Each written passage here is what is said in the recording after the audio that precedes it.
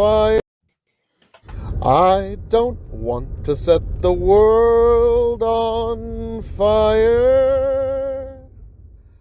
Please welcome Tom Dummey. I'm here, and your white privileges are going to save you tonight, okay, guys?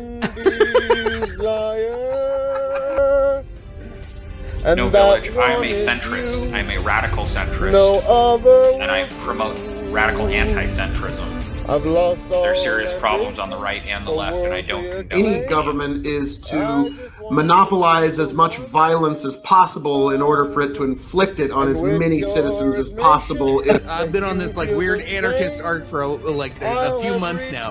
This is playing by their rules, exactly how they are written. I don't want to set the world on fire. I just want to start a flame. You're watching the Dog and Chicken Show. Like, share, subscribe. That's right. It's time for the Dog and Chicken Show.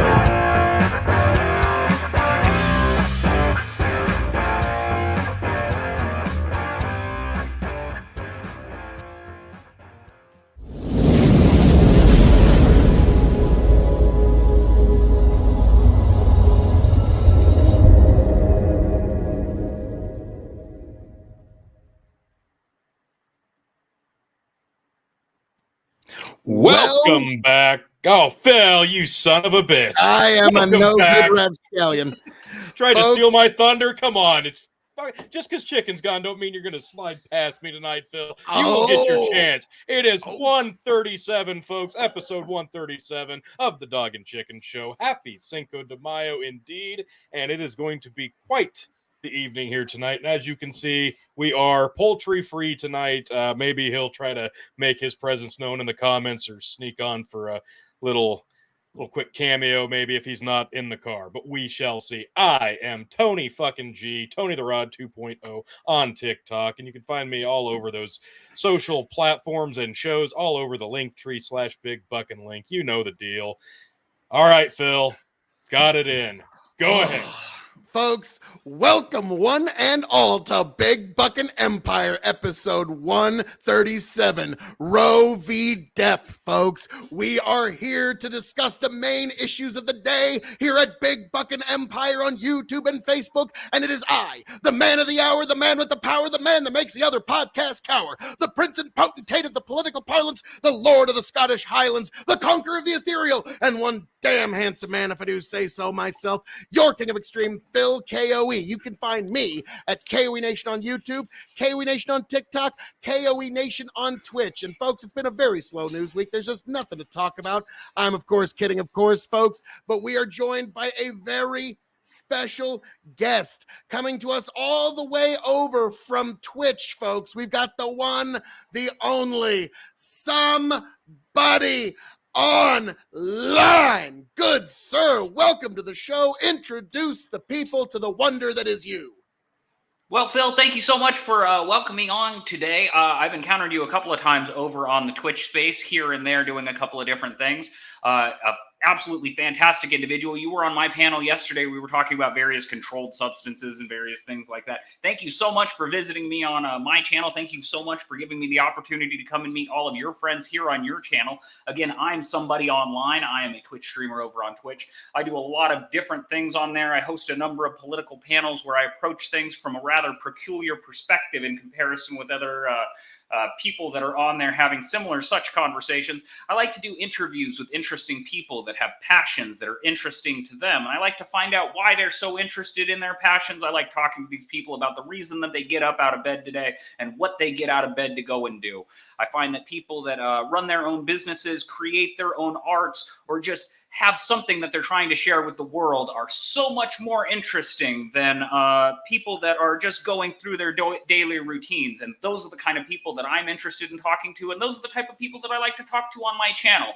Phil, of course, you are an extremely interesting individual. I've had you on my channel on a panel format before. I look forward to having you on my channel so that we can have a more direct, one-on-one personal conversation, cut through some of the muck, so to speak, and speak to each other mano a mano and get to know one another a little bit better. But again, thank you so much for letting me come on here today. I look forward to getting to meet both of you a little bit more this afternoon. Again, those of you out there, if you like anything that I have to say, if you're a fan of radical anti-centrism or just radical centrism in general, come on over, somebody online over on Twitch, or some dummy online if you want to follow me on Twitter. I say a couple of dumber things on there, so some dummy online seems to work better there.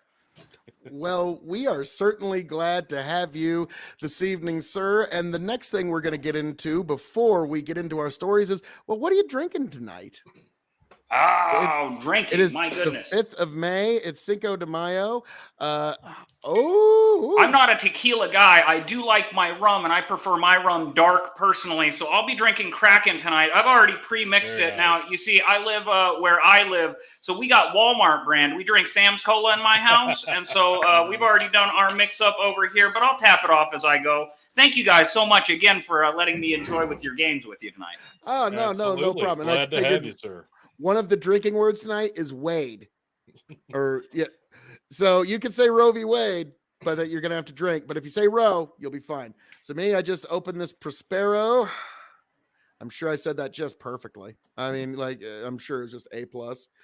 Throw in a little bit of the triple sec Contro because, I mean, I'm making what I'm calling a mango Rita because all I have is this mango Arizona here. So that's what I'm going to be drinking this evening. And also for you beautiful people who want to try and make me drink gin, you know what it's going to take.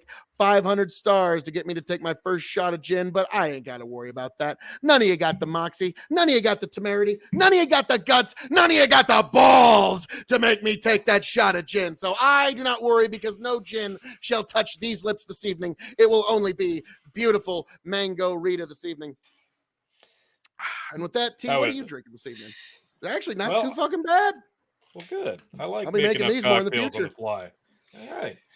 Ringing endorsement from 1KOE. Now, I am starting off with a supermarket margarita that I bought a couple hours ago and just had enough time to let it get almost frozen in the freezer. It's actually not bad. This is a peach version.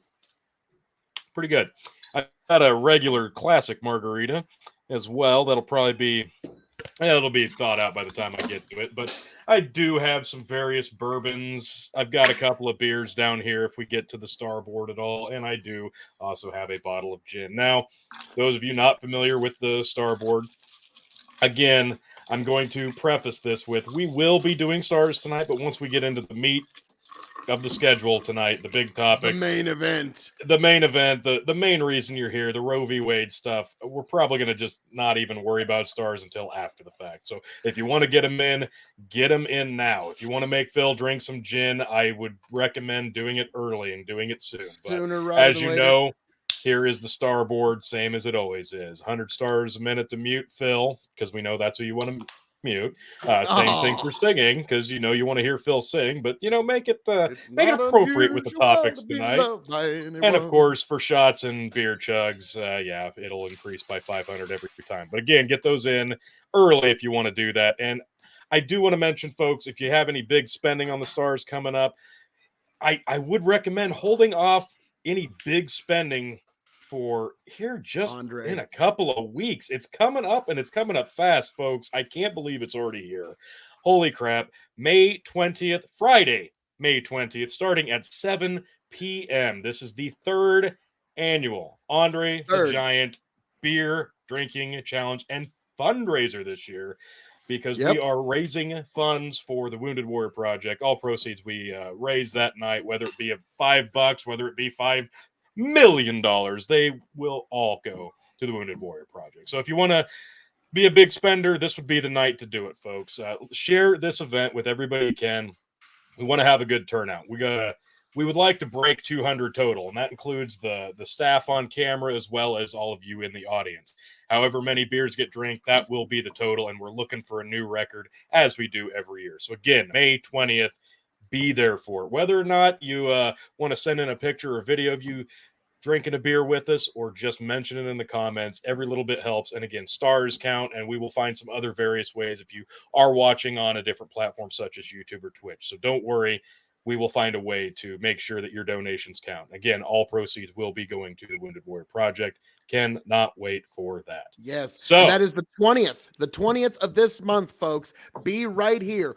Big Buckin' Empire on YouTube and Facebook, so you can be a part of this momentous occasion, and we can do it for a good cause, folks. So that is the party to be at, the 20th of this month. You know it's and actually, Ace and Deuce, we are on the one, the only StreamYard. Basically the PS4 to Discord's Xbox 3 Live. You know, like that's StreamYard is pretty handy for this, for how we do our show, because we do a ton of audience interaction with Facebook, and it makes it really, really helpful for that. Yes, StreamYard. Very nice for what we do here. Any other plugs? Go ahead.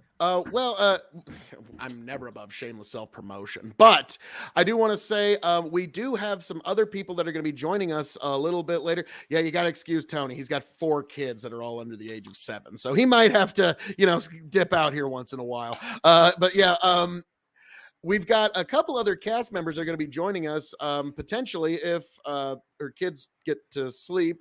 Kay Fellows is going to be joining us to give her perspective on this. And also, I just got word that Tiberius may be showing up later as well if his when he wraps his show up. So we might be getting both Tiberius and Kay here a little later, which is perfect. I didn't want the topic to have any more than 5 people in it, because otherwise it becomes what I like to call a clusterfuck. So so here we are. We got some big brain power for this particular evening. Now, Tony, of all the topics du jour this evening, what would you like to open with, Dog and Chicken Show? Well, there's a lot of fun things we could talk about and not get depressing right out of the gate. Project Sad Face. I think is what the fuck. Welcome back. Glad to see you, sir. I think his what the fuck was because the intro video kind of glitched on me. I don't know why right at the beginning. Oh, no. Brandon Corblick's asking if he looks like it. To me, I think, honestly, somebody online looks like a young Alfred Pennyworth when he was giving Martha Wayne the business and got her pregnant with Bruce Wayne. Okay, yeah, Phil, we're not going to get into this debate right now. Alfred is Bruce Wayne's father. I fucking said it. Wash me in your judgment. Batman, I'm sure that's probably true, but let's be frank. Alfred was not getting any of Martha's punan. Let's be completely I was going for iDubbbz cosplaying as Indiana Jones when I picked my outfit originally, but I have heard Dr. Disrespect dressed as Sherlock Holmes as well, and a variety of other things. But what was I'm not opposed Indiana to any Jones, new ideas. Indiana Jones' dad in was Sean Connery played Indiana Jones? It was dad? Sean Connery. Okay. We've got to go get. I was thinking that. I have a hard time taking that as anything but a compliment. So I do appreciate it, sir. And I must compliment you on your hat as well. Can I ask you the brand? This one, I believe, if I'm not mistaken, I have some Stetsons, but this one is let me look. MITT or MHT. It's pretty worn down. I've had this one for quite some time. MHT. Dadgum. No, your whole aesthetic. I swear, you got the whole thing going on. I feel I have to change my glasses so I can keep up here. There we go. Now I feel a little bit more at home. The Blues Brothers. Now that it's getting bright in here, let's get a spicy one in here right out the gate. This one's big, folks. Like, this is a big topic. I know everybody's been talking about it. How could you not? Holy crap! This is coming from ABC News. Mike Lindell, MyPillow CEO, gets banned from Twitter yet again. It did not last long, folks. It did not last long. MyPillow CEO Mike Lindell was banned from Twitter for a second time after attempting to use a new account to access the social media platform. Lindell set up an account on Sunday on Twitter under Mike J. Lindell. The account was quickly suspended. Twitter said Monday that Lindell's new account was permanently suspended for violating its rules on ban evasion. Lindell's original Twitter account was permanently banned in January 2021 after Lindell continued to perpetuate the baseless claim, quote unquote, that Donald Trump won the 2020 U.S. presidential election. And at the time, Twitter said that it decided to ban Lindell to repeated violations of its civic integrity policy. So basically, Mike Lindell probably thought, well, now that Elon Musk is running Twitter here, I can just go right on, make myself a nice new My Pillow Twitter account, and just start letting everybody know that if you go to mypillow.com, type in promo code Q17, you will get an amazing 17% off of My Pillow. So yeah, I think that's probably what he was thinking at this point. Now, I got to say, Mike, I get that you wanted to get into the activism game and you were pro-Trump and everything.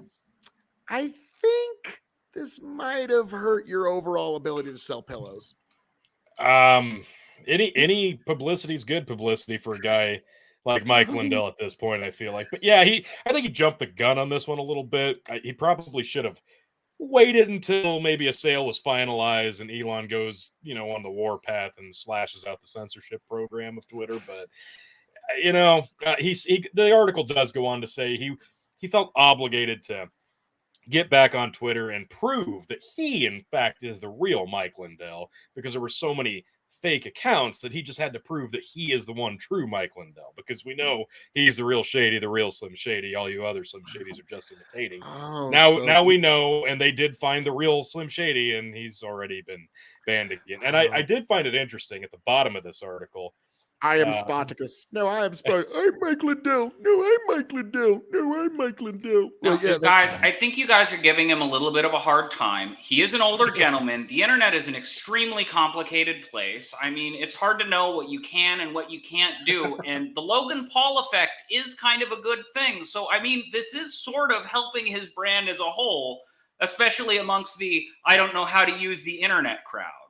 That's true. I'll give you that. And but to be fair, he feels like he's very tech savvy, because he is basically a voting booth expert, and he's proven that over the last year and a half. Voting That's machines. True. He has learned a lot very quickly. I was about to say, it's like, hello, I'm Mike Lindell, and is it really all that hard for you to believe that a decade ago I was addled on crack in Tuscaloosa, Wisconsin, all that? Like, it is a little, it is kind of fun. Granted, I love Mike Lindell. He is the Rob Ford of the pillow game. He is, but Ace of Deuce, I still don't know why Mike Lindell has any influence in politics, because he fucking sells the political pillows, okay? How did he go from a man selling pillows to some sort of political influence? Like, honestly, I think he was one of the first, publicly known entrepreneurs that, full-throatedly endorsed Trump. God damn it, Trump, I fucking love you. You're the best. I wrote you a poem, Donald. Would you like to hear it? Roses are red, violets are blue, your hair is so golden, I love you. I think that was probably had a little something to do with it, because he was just the first one to just jump out there. And then he didn't, I got to give him credit. He's a true believer. He's a true believer. That's the best word to describe him. That man believes and believes, and first he believes, and then he finds proof after that. Yeah, that's true. Proof be damned. He's going to believe it regardless. Now, I didn't realize this. Now, we know Trump has his own social media platform. Like, Mike Lindell obviously idolizes Donald Trump, and he followed suit in getting banned on Twitter, just like Trump did. And apparently, he also found another way to copy Trump. We know Trump has True Social. Are you aware of something called Frank Social? Nice. Yeah, apparently Mike Lindell also has a social media platform called Frank Social. I did not bother to look into it at all because frankly, I'm terrified to see what I'd find. Now, considering how slow it was for Trump to get people onto Truth Social, I'm assuming you need to complete at least a $70 order on mypillow.com in order to get a membership on Frank Social. Usually get free shipping, but you just get a membership to Frank Social. Yeah, this I'm one comes so with a... glad that you used the word frankly in a sentence after that, because I thought we were talking about a dude named Frank, and I was wondering why Mike named his freaking social media platform after his boyfriend. Yeah, I'm a little perplexed by everything that Mike Lindell That was does. back in the crack days, allegedly. Let's not bring that up, somebody. Anytime I see Mike Lindell's name pop up on any story, I cannot help but think about the video of him. I can't remember who he was on with, whatever show he was on, but somebody managed to call the show and pretend to be Donald Trump, and he is just elated and excited and just so happy. Oh, we're right here with the real president of the United States, Donald Trump. Mr. President, can I hear you? And they just immediately troll him, and he's just wrecked. You can just see the defeat in his face. It just ruined his entire year. I almost felt bad for him. It was beautiful. It's like, damn it, I got trolled on live TV. like that guy.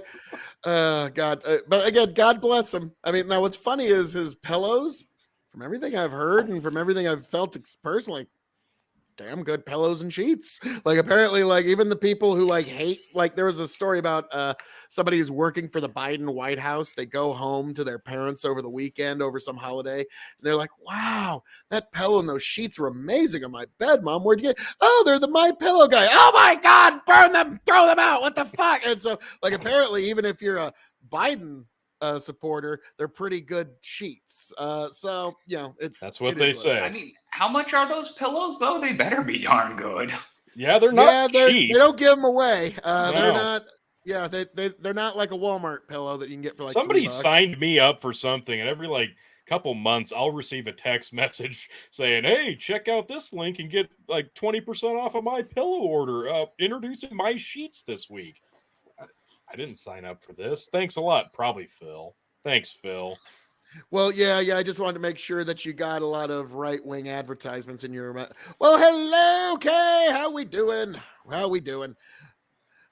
No, what you got to understand, Project, is that the KOE Nation fans are so tech savvy that just one viewer means that like 30,000 of the KOE Nation are watching us in a side let's watch not party. use Biden math. Come on. Well, okay, 20,000. Allegedly. 20,000. Okay, so we're reaching nationwide to the millions and millions of Phil KOE big bucking fans here, folks. And so yes, don't ever like we're kind of like the Tusken Raiders from Star Wars. We walk in single file to hide our numbers. But yes, Kay, we're looking forward to getting you on the show, and we are gonna get deeper into this crazy fucking adventure we call life. So, all right, Phil beat that outro from that topic to death. And speaking of beatdowns, let's see what the current update is on this shit show. So, judge reacts to Amber Heard's motion to toss out Johnny Depp's defamation case. Big shocker here, that didn't happen. And I love the picture of the judge here, and I keep seeing highlights of this thing pop up on like TikTok. She just looks so defeated today. Somebody was taking a video, and she just looks so annoyed. Like she might just retire after this whole shit show ends. Judge presiding over Johnny Depp's $50 million defamation lawsuit rejected Amber Heard's motion to toss out the case, according to Deadline.com. Penny Azkarate, I am sure I butchered that, said that sufficient evidence had been presented by Depp's lawyers to keep the case ongoing. Heard's motion to strike is almost a formality after plaintiffs wrap up their case, and it was expected that Azkarate would reject such an effort. That is completely as expected. We did not expect this to go away just because her lawyers came off of Wish.com, and they are god-awful, and I mean every bit of god-awful. I thought Binger was bad last year. Now, these people are just completely inept in every aspect of the law. I feel like this is probably their first case overall. And she finally did take the stand this week, and from what little I've seen of that, she's not doing a very good job herself, and it's been pretty inconsistent. So, yeah, it's not going to go well. How this thing ends, it's going to be a fiery disaster, Titanic meltdown sink, and I cannot wait to see it. What I do got to say is, and Tony, resend Kay the link, but what I do got to say is, when I now hear about Amber Heard, in my mind, I've already gotten entrance music for her. Whoa, here she comes. She's a man beater. Whoa, here she comes. Like, so that's now going to be the first thing I think of when I hear Amber these days, because it's not looking good for her side. Like I was about to say, Binger is like a persuasion master compared to her attorneys. Like she is not getting her money's worth. Hell, even Jesse's attorneys were better.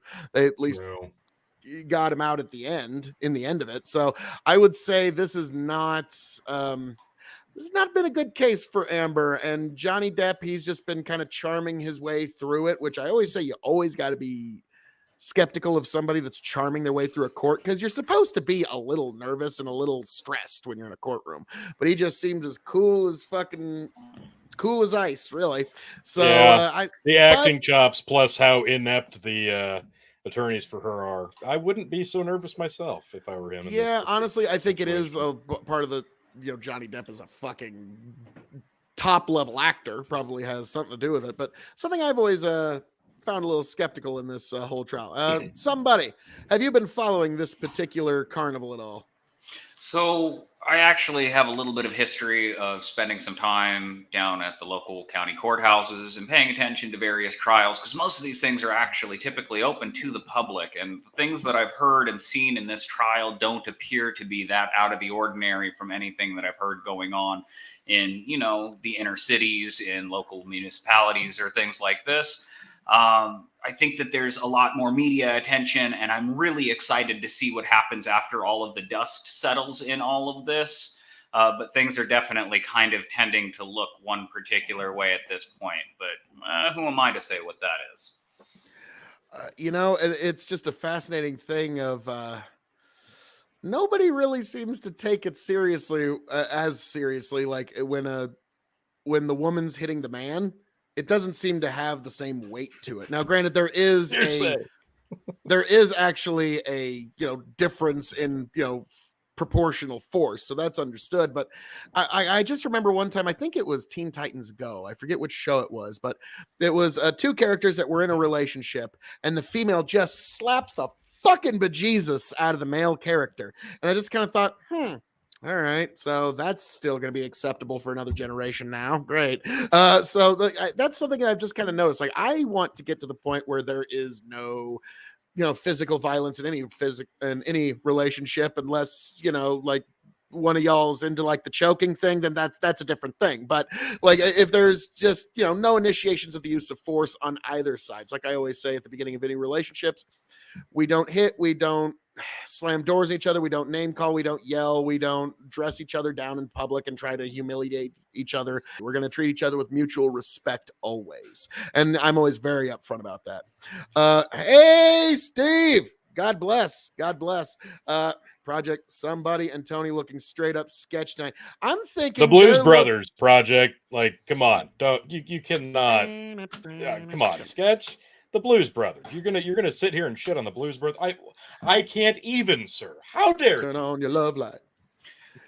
So I mean, Phil, you did make me promise that I wouldn't go too deep into the whole post-genderism, post-humanity arguments and trying to look at things without the lenses of genders. But yeah, no, I tend not to agree with you. I have always looked at these different videos of people on the internet where we have two children in a school, and there's a young lady who is much larger than the young man, and she's beating on the young man, and then the young man comes through with an uppercut, the young lady falls down, and then everybody in the school tackles the young man for assaulting the woman.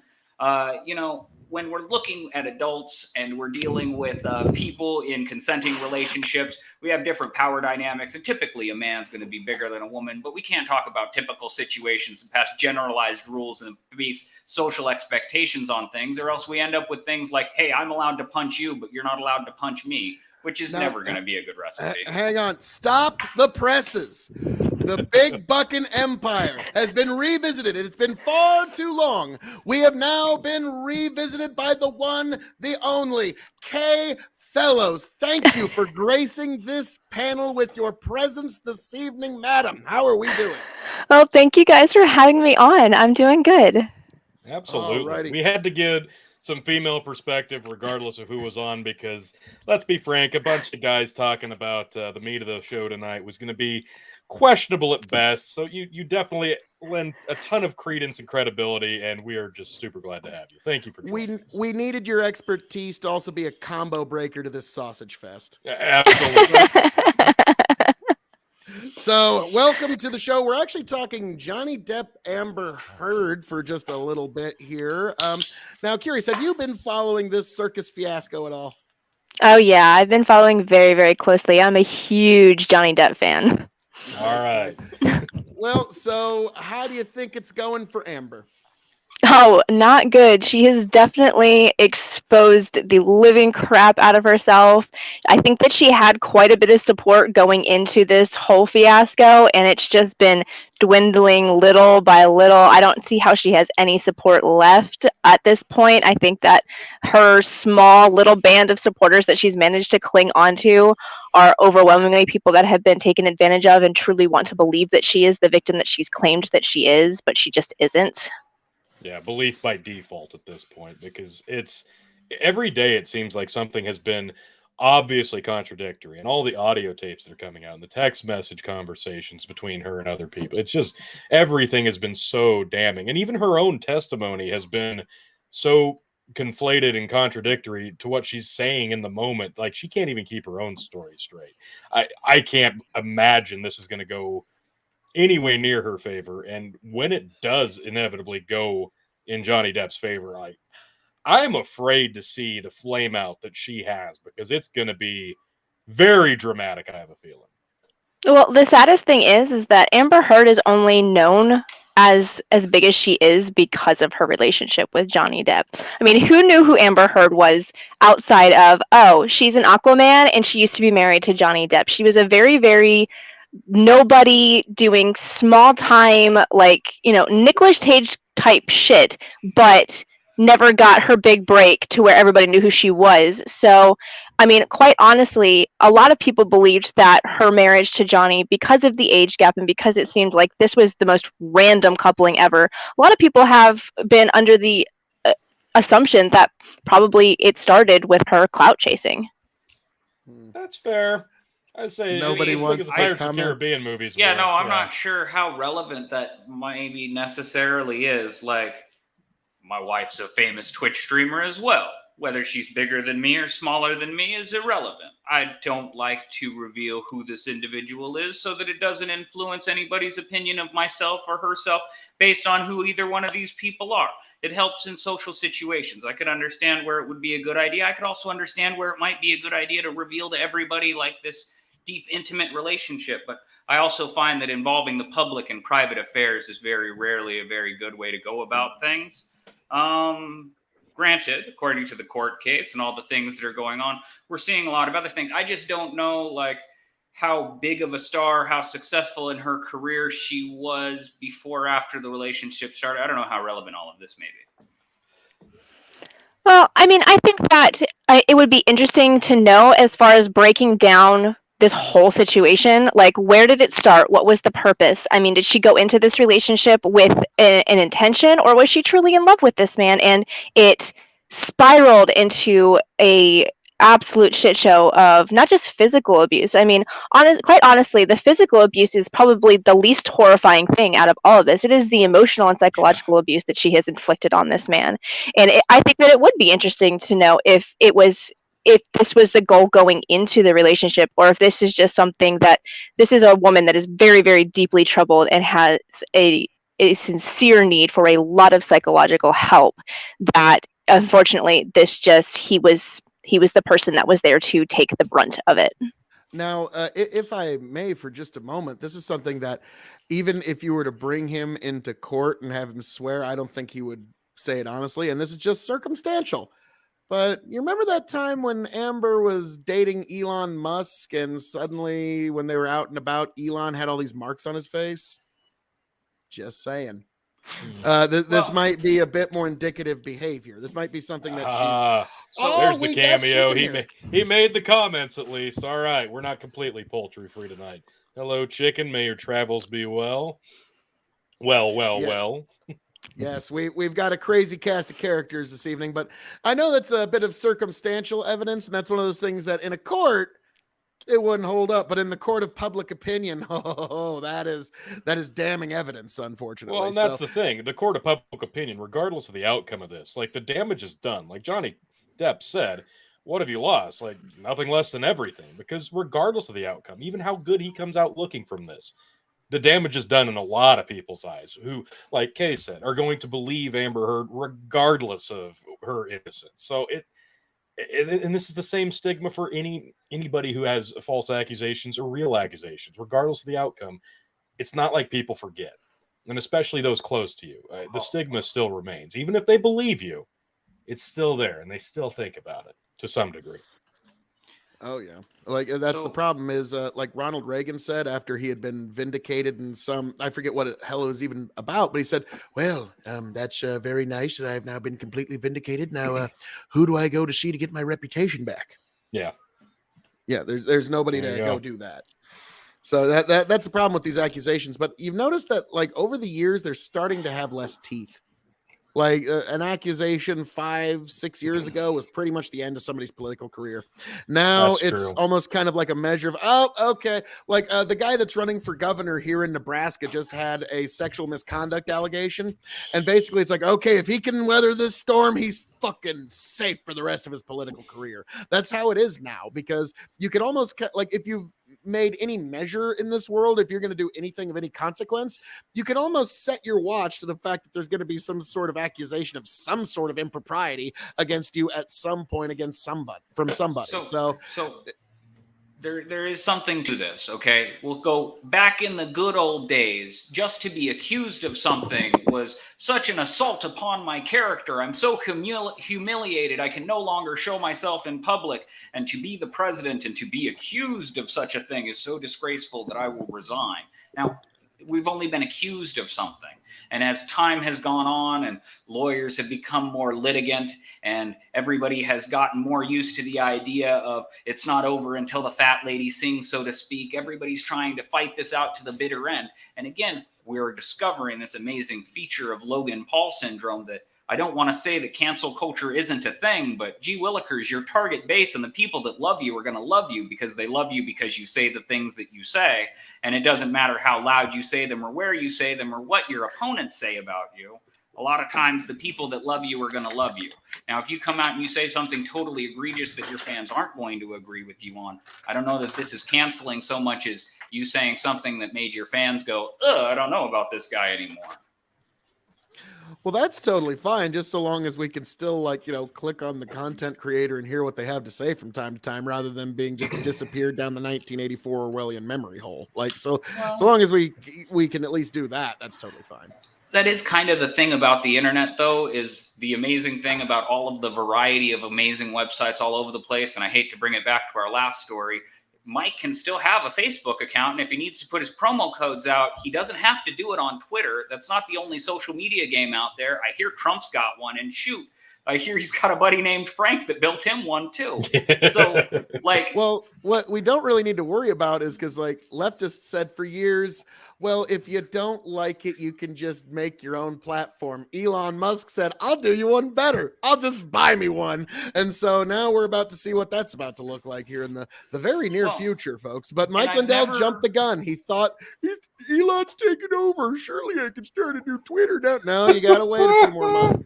Oh, my God. It's real. It's real. I have always looked at the leftist whenever they talk about the way that these decisions are made, and people are accusing them of, well, they're just conforming to what these people want. And the people on the left are saying, thank God these people are doing everything that we want. Really, this is a private company making private company decisions and deciding what the public is going to perceive as being the best course of action, what's going to generate them the best revenue source. Elon Musk has taken a large portion of his net worth. Well, not even really a large portion, but a good chunk of it, a lot more money than what I've got. He's put it into an investment in a new business in which he thinks that he can make a couple changes that are going to increase the potential revenue and therefore like increase his net worth so that he can either sell this company down the road to someone else and let them continue his changes and his great vision, or maybe he thinks that this is going to be what makes him famous and he'll run for president one day on the platform of, don't you remember what a great president of Twitter I was? Now I can be the president of everything else too. But we'll see how that goes.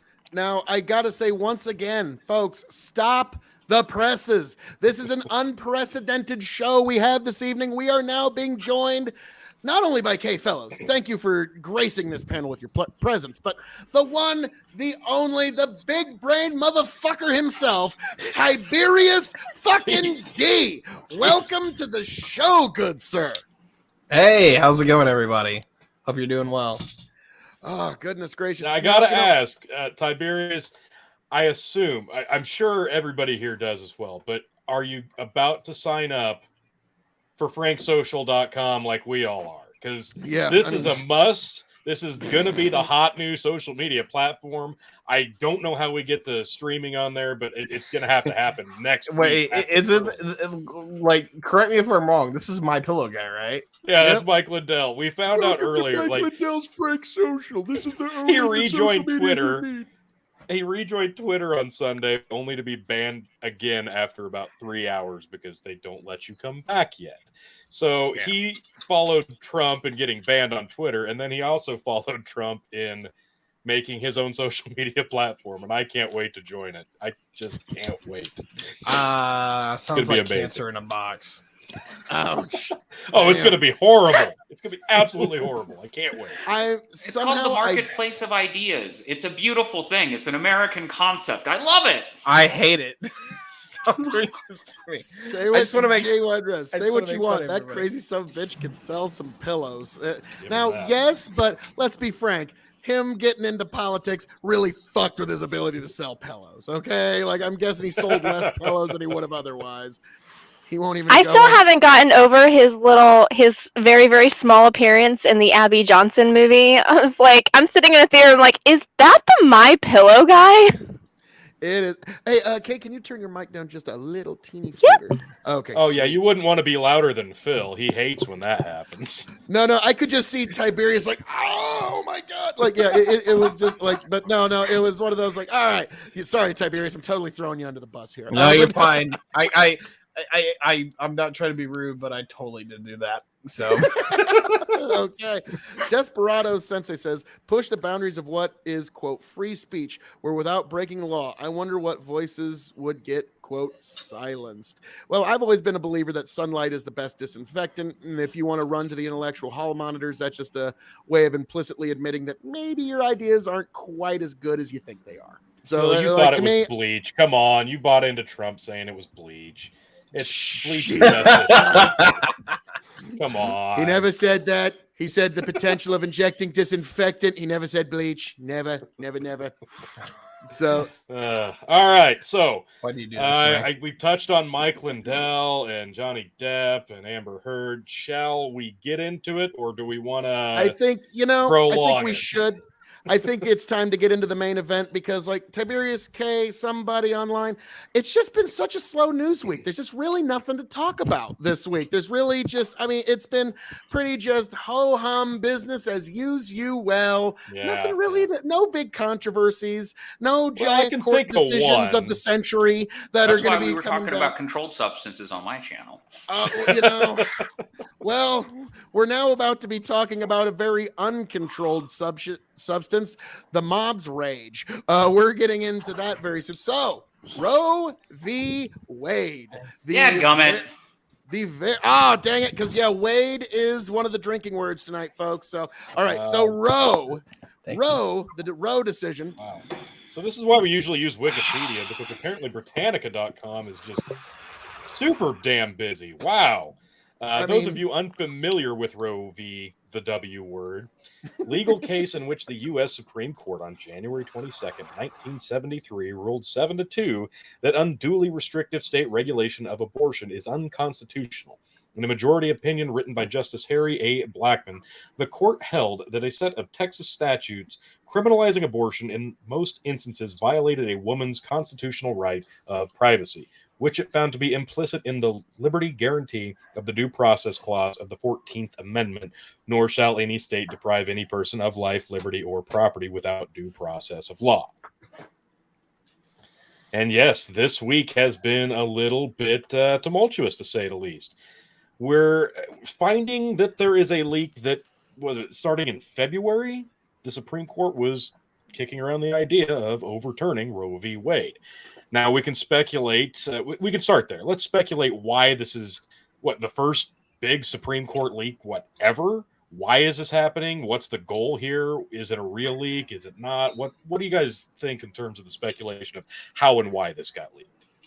Let's start off with, Ty, since you just got here to the show, let's start with you, good sir. So I'll do the why, and then the how I'm still kind of up in the air on.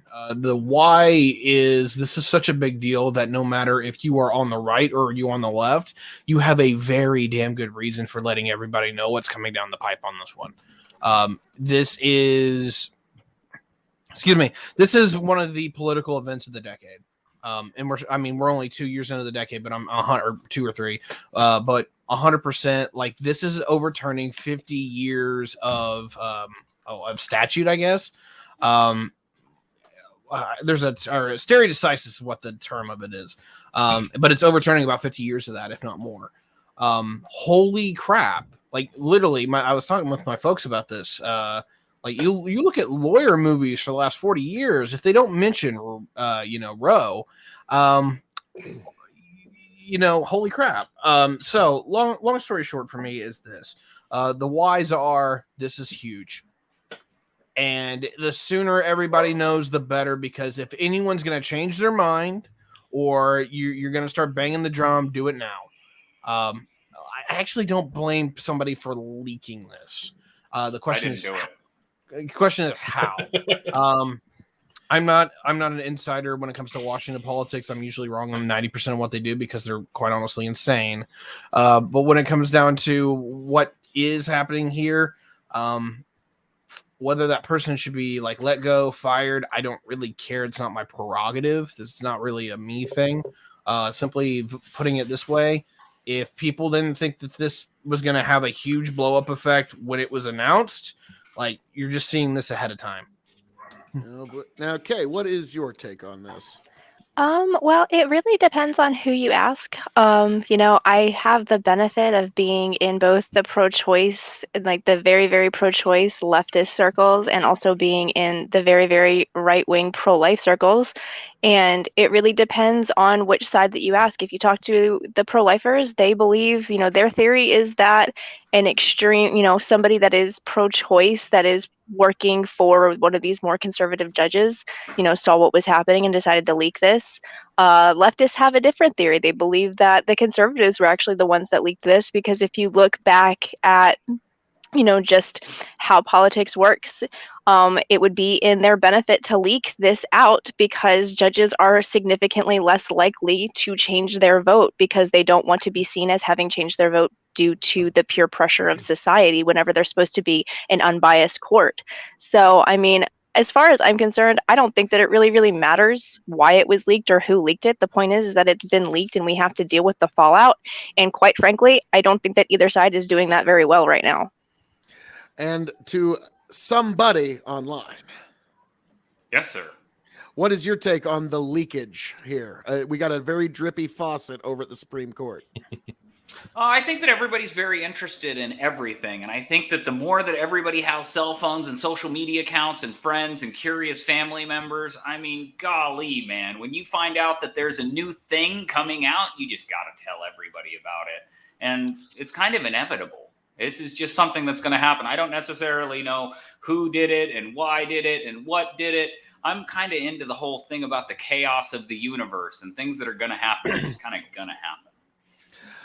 Now for me, when it comes to the leaker, from everything that I've read, it sounds like it was one of Sonia Sotomayor's aides. That's what the rumor mill's saying, and we got a name. Clerks. It's one of the clerks. It's some 18-year-old kid, and to be frank, or not 18-year-old, it's a little older than that. They just got their fucking law degree, and their dad was some sort of big investment banker, and this kid's career in that town is done. Now, of course, winky face in a video game, but if you think Sonia Sotomayor had anything to do with this, hell no. She is going to have that clerk's balls in a jar on her desk the minute she finds out what you fucked with me and made me look like a complete moron in front of the rest of the Supreme Court. Like, yeah, she's going to be the one that fucking does him in if the rumors are true. Now, why it happened is because if you're on the left side of the aisle, this is the sacred cow. Like Tiberius said earlier, like there is no greater sacred cow than this for the left. Now, what I think is the reason this got leaked is I think the leaker had the idea of, well, if we can get the public to know, maybe we can get enough action. And like, really all this is doing is just causing people to think about how they're going to vote this particular fall, because Biden and Harris, they're basically standing in front of a burning house, which is the Roe decision, going, hey, if you vote for us in November, we'll turn the water on and start spraying. And like a lot of people, like, it's going to be a little too late by then. So we will see what happens. But me, in terms of the leaker, going to be disbarred, never going to work in that town again. Will probably be flipping burgers for the rest of his life if it wasn't for his daddy's investment banker money. So yeah, I think it's all going to come down, regardless of who leaked it or why they leaked it.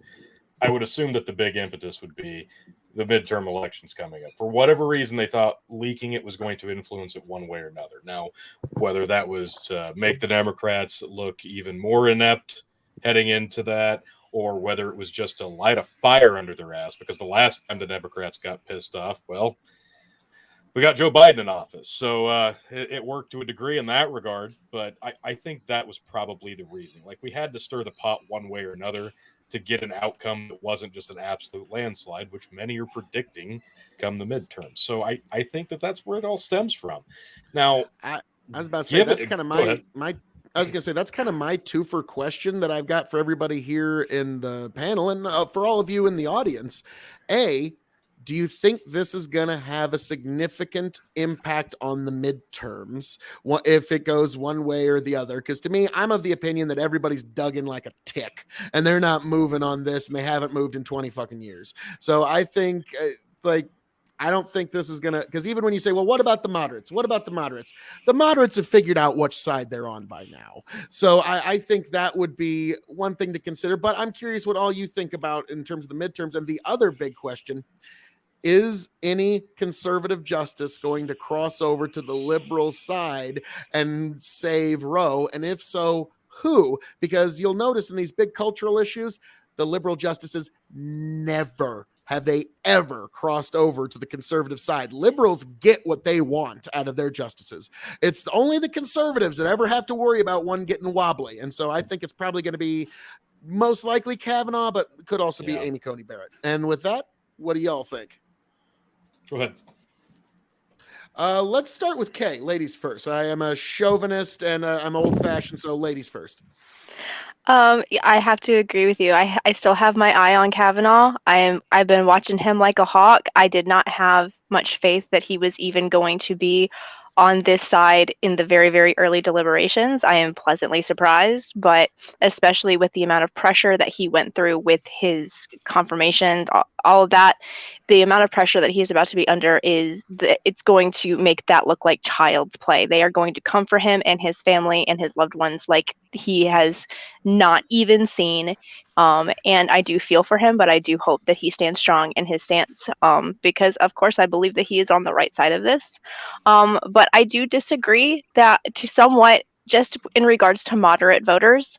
I think that if this was an abortion supporting person that leaked this, I think that they might have shot themselves in the foot with this one, because what we've seen in pro-life activism is that there are a lot of people that are still sitting on the fence in regards to abortion, and it is mainly because of an insane amount of misinformation in regards to what Roe v. Wade is, what it does, and what is going to come if it is overturned.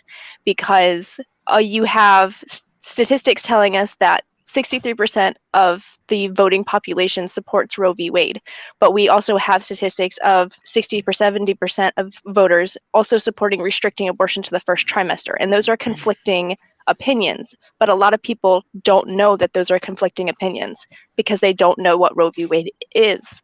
Once they know what Roe v. Wade is, and they see that they've been duped and that they can still hold the stance that they hold whenever it comes to abortion while not supporting Roe v. Wade, the abortion supporters are going to lose a lot of support that they've had in people that are sitting on the fence right now. You know, that I never thought of it that way, but we will see here in a very few short months whether that is correct, which is kind of like what Abe Lincoln said when in the movie Abe, if you ever seen it, Daniel Day-Lewis. Well, I emancipated all the slaves, and I said, from this day henceforth, all slaves are freed. But I also might have been wrong about that. So I gave people a year and a half to think about it, and they reelected me. So we're going to find out this fall what people think about that. Now, somebody, what is your thought on this particular question, sir? So it's hard to say exactly. I mean, it is definitely going to have an influence on the midterm elections.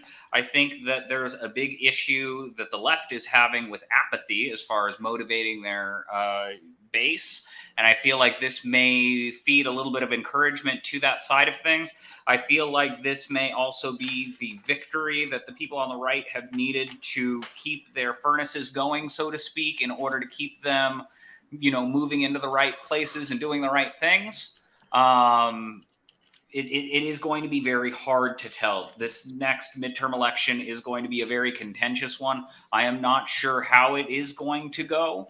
I think that there's a lot of enthusiasm sort of all over the place for it, but I don't know if I'm seeing as much enthusiasm on the left as what I tend to see on the right a lot of times. And do you think any of the conservative justices will cross over, and if so, which ones? As far as crossover into preserving Roe? Yeah. Again, all eyes are on Kavanaugh. Yeah, Comey Barrett and Kavanaugh tend to be the most textualist and tend to rely on the actual written word and rely on the historical precedent and what has been the case for longer, and they seem to be less inclined with sort of trying to set new precedents and creating new ideas and making changes. So again, if we are going to see anybody stick to the idea of let's keep things the same way, I think that those are probably the two best options for it. But I mean, if you're asking me for odds in Vegas, it wouldn't be a bet that I'd place. Yeah, I was betting, in the midterms, I was betting heavy Republicans until this hit. Now at least for the next month, if they were to hold the election within the next month, it could be anybody's game. But we still got a lot of time between now and midterms. So Tiberius, been waiting patiently, good sir. What is your analysis on these two questions? I'm largely going to echo the last statement that you just made, and it'd be the antithesis of Kay in regards that I think this is going to be huge. And before this had fired off, literally, if you had asked me a week ago where the midterms were going to go, I was expecting literally one of the biggest swings in House history, if not the biggest. The record is 120, and I'm serious with how bad people are paying out the nose when it came to inflation. I think that the Democrats were going to get their asses handed to them. This issue, though, I'm going to use some polling from Tiberius D. Is when it comes to the people that I've actually chatted with, and I regard this as disaffected voters and moderates, is that this one has pissed off a lot of people. Don't get me wrong, there was a lot of people that were very energized by this decision, and I think a lot of the the core of the left and the right are absolutely have been reinvigorated. They're going to the polls. That is its own prerogative. We can break those voter blocks down. But what really is interesting to me is that I have always talked to disengaged voters just to see, hey, what would it ever take to get you to actually vote? And one of two major issues is exactly this, particularly for moderate women who are disengaged voters who don't usually vote, is that they don't really care about the system. They don't really, give a shit. But when it comes down to it, is that the ending of Roe v. Wade almost always is one of the big things that would actually get them to actually go vote, because they do want that right, not only for themselves, but for other women. And what surprised me actually was not just that women were saying this, but moderate men in the last couple of days have been coming out to me and saying the exact same thing, is that to a large degree, they would rather have a semi-social, and the polling data supports this. Most people have a moral issue with abortion, but they want some window where you can have one. And the issue that I keep running into is that these folks are kind of under the impression that if Roe goes, even places like Mississippi, Texas will ban abortion, which I don't know. But what I can definitely say is they want not a constitutional, they want a federal protection that there's going to be some window in there. And if it's not, they're willing to go, all right, the national trend is more important than the state trend on this issue. So that's what I've seen and what I've heard through just engaging with voters and people, because I've gotten way too many political phone calls this week. Holy crap. Probably one or two. T, do you got a question? Because I got a handful. No, I was just going to say, I don't actually expect anybody to flip when it comes down to it. I think it's going to be pretty much as expected. Everybody expects Kavanaugh. If it's going to be anybody, then that's probably the most likely. That's what I've been hearing anyway. So I don't really expect anything. Now, in terms of your other question was, how is this going to impact the midterms? The midterms. How do you think this is going to swing it? I don't think it's going to, like you said, if it happened tomorrow, yeah. But come the time that it actually goes down, I think we're going to have a pretty clear-cut idea of where it's going to be going into it. I think it's going to settle back down. I think maybe not nearly as big of a landslide as before, but I think it's probably going to swing back in that favor. Now, the thing about the Roe case is a lot of people don't really understand it, don't understand why it was implemented in the first place, how it came to be, and the fallout from it. And now, the fact that it hasn't been overturned in as long as it's been, after people picked it apart for as long as they have. Why is it happening now? You can connect the dots and say, yeah, it's all due to elections. But given the fact that we've had new justices come in over the last few years now, I guess it also makes sense to see why it would be happening now in that regard. But I think it is still mostly trying to dictate the election. So whether or not that happens and really makes a big impact, I really don't think so, because you're going to see the big summer fallout, blowout, and you're going to probably have people swapping sides ultimately, regardless of how this goes down. I think more information is already public knowledge concerning Roe Wade. You're going to see people learning stuff that they didn't already know. And I think you're going to see people swapping sides on both ends. In the flood of information. Now, this is something that just kind of occurred to me, and this is something I'm going to pose to the entire panel here. Just one. So I got other questions here, but this one's just a very simple one. And I'm going to start with you, Kay, because you've interacted with so many communities on both sides of this particular issue. And we've seen it for decades, and I'm curious, the whole panel here, everybody within the sound of my voice, what your thoughts are between the pro-lifers and the pro-choicers. Which side wants it more? As a pro-lifer, people would expect me to say, obviously the pro-lifers want it more, but after doing this for almost 9 years, I have to say that I truly believe that whenever it comes to the activism side of it, the abortion supporters want it more. They do. I mean, Tony kind of touched on this. Why has it taken us 50 years to overturn this? That is ridiculous. And the reality is that I get a lot of crap whenever it comes to voting season, because I'm a progressive and I don't vote for Republicans, even whenever it comes to abortion. And this is what I tell them over and over and over again. Just because they run on the pro-life label and they talk a big game about getting rid of abortion, in the last 5 years is whenever we've actually seen real action taken on this issue whenever it comes to legislature. So why would I continue pouring my support into a party that continues to run on getting rid of abortion but does nothing about it in between elections? And the reality is that abortion supporting politicians are out here actually doing the legwork. All righty.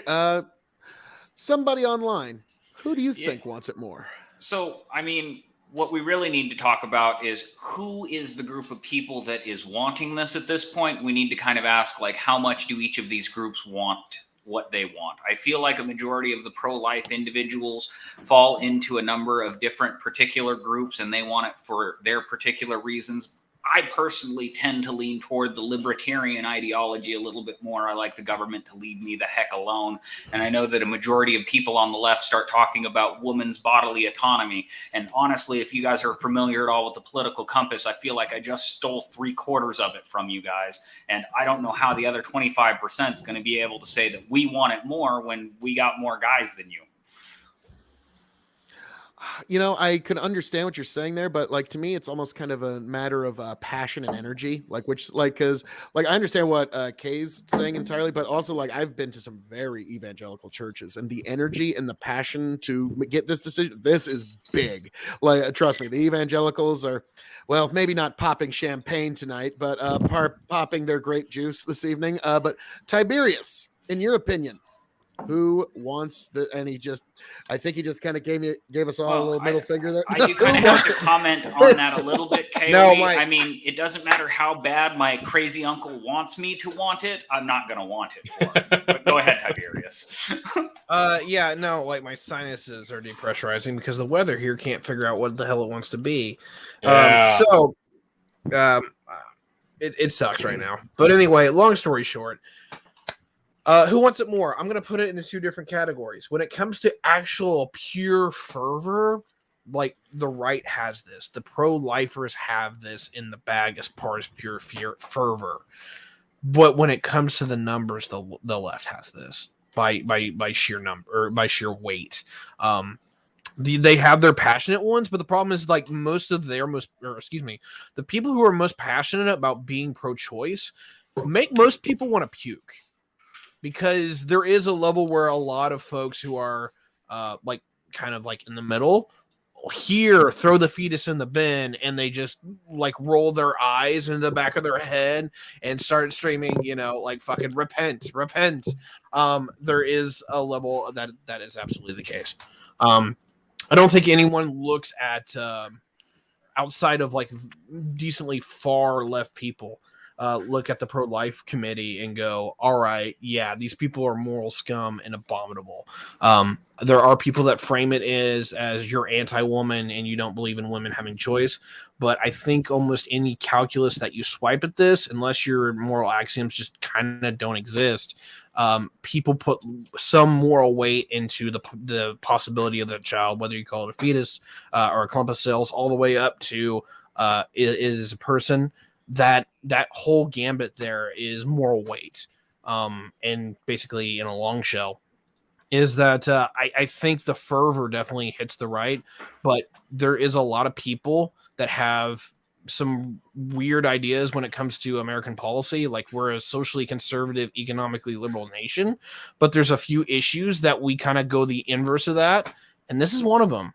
A lot of people love the libertarian mantra when it comes to abortion. I don't know why. It's kind of strange, but it's weird. Like, if push comes to shove, this is one thing that by opinion polls, people openly and overwhelmingly, and I'm talking 70% plus support, give them at least some choice. Do not blockade this out. And I'll end with that. Fascinating. So, D, I think that in sheer terms of old school, who wants it more, with taking technology out of it, I think the pro-lifers definitely have a more traditional presence in who wants it more. Now, if you want to talk social media, it's not even close. The pro-choicers have completely overtaken all the social media platforms with how badly they want it. So I think it's just different styles in this regard. But yeah, I would lean that the pro-choice crowd definitely has the bigger voice, and especially right now, because you're going to see that. And you're going to see it on the news, and you're going to see it in the coming weeks, how bad they absolutely do want it. And of course, the pro-lifers are going to push back, the traditional ones anyway. But the reach that the pro-choice crowd has online, I think that they're probably going to have a much easier time making their opinions known. So that's kind of where I'm leaning with that. Project, I want the panel to drink more. Well, I will accommodate you real quick because Chicken did tell me that the stars did not work because Phil was going to have to take a gin shot, and unfortunately, that's just not going to happen. So I will accommodate you. The heavens have smiled upon me. Ziggy zaggy, oi, oi. And somebody, you wanted to get in on this. There you go. Yeah, Project. so I wanted to kind of maybe reframe this question from who wants it more to maybe who is more afraid of this whole thing. And I think that people on the left have a particular fear. And again, we talked about bodily autonomy and attack on women and all these things that they're afraid of. And the fear is going to be what motivates them to vote. And I feel like on the right, we have a different type of fear, and we have a fear of things that are happening and things that might be happening and what people's intentions are and what people are doing. And again, maybe the question of who is more afraid or what exactly are they afraid of. For example, I've had conversations with a number of pro-life people that have told me all of these terrible, horrifying things. And then when we've looked into these things a little bit deeper together, we found out that, well, maybe this is a little bit of a mixed characterization of how terrible these situations might be. And not to say that it changed their opinion of them, but it assuaged some of their fears, so to speak. You know, that is a very interesting way of putting it. And in further panels going forward, I'm going to add that to my who wants it more. I'm also going to add who has more fear, because to me, I think unequivocally the fear is way greater on the left. And to be frank, as much as I hate to say, this is, folks, you might not like this, but it is very true. Fear is a far greater motivator than love.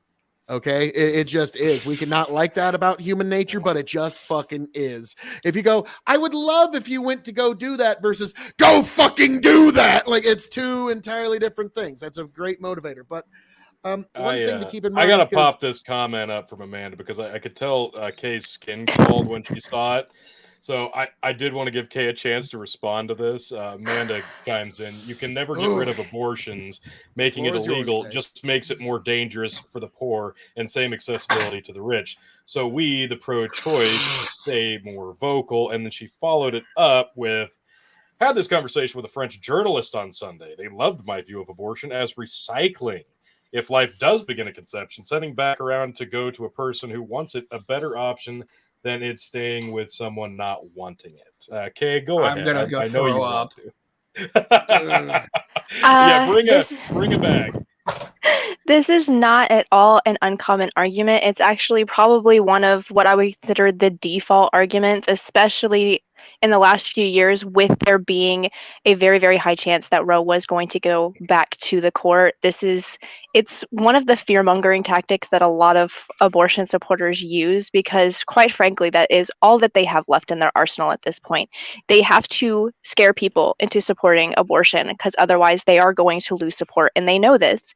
And this goes back all the way back to the 50s and 60s, whenever the abortion industry was first starting out. It's just, you just saturate the ground with so much misinformation that by the time pro-lifers get a hold of somebody, they have no idea which way is up and which way is down. They do not believe anything that we tell them, even if we give them unbiased sources. And people are legitimately scared. And that, as a pro-life activist, that makes me so upset for people that have been terrified into supporting something that they otherwise would not support if they did not have this fear. The reality is that abortion bans do bring down abortion rates. Somewhere between 14 and 20%, just banning abortion by itself does bring abortion rates down. Now, there are other things that we do need to be doing. You know, access to contraceptives brings abortion rates down. Access to good healthcare brings abortion rates down. Access to, free or low-cost childcare brings abortion rates down. And these are things that we can discuss as pro-lifers. These are conversations that we do have. And this kind of circles back to what we were talking about who wants it more, and my argument that pro-lifers do not want it as much as pro-choicers do, because the reality is there's so much that pro-life legislators could do right now that completely destroys the narrative of why abortions need to be legal in this country. And not only are they not doing that, they actively fight against it.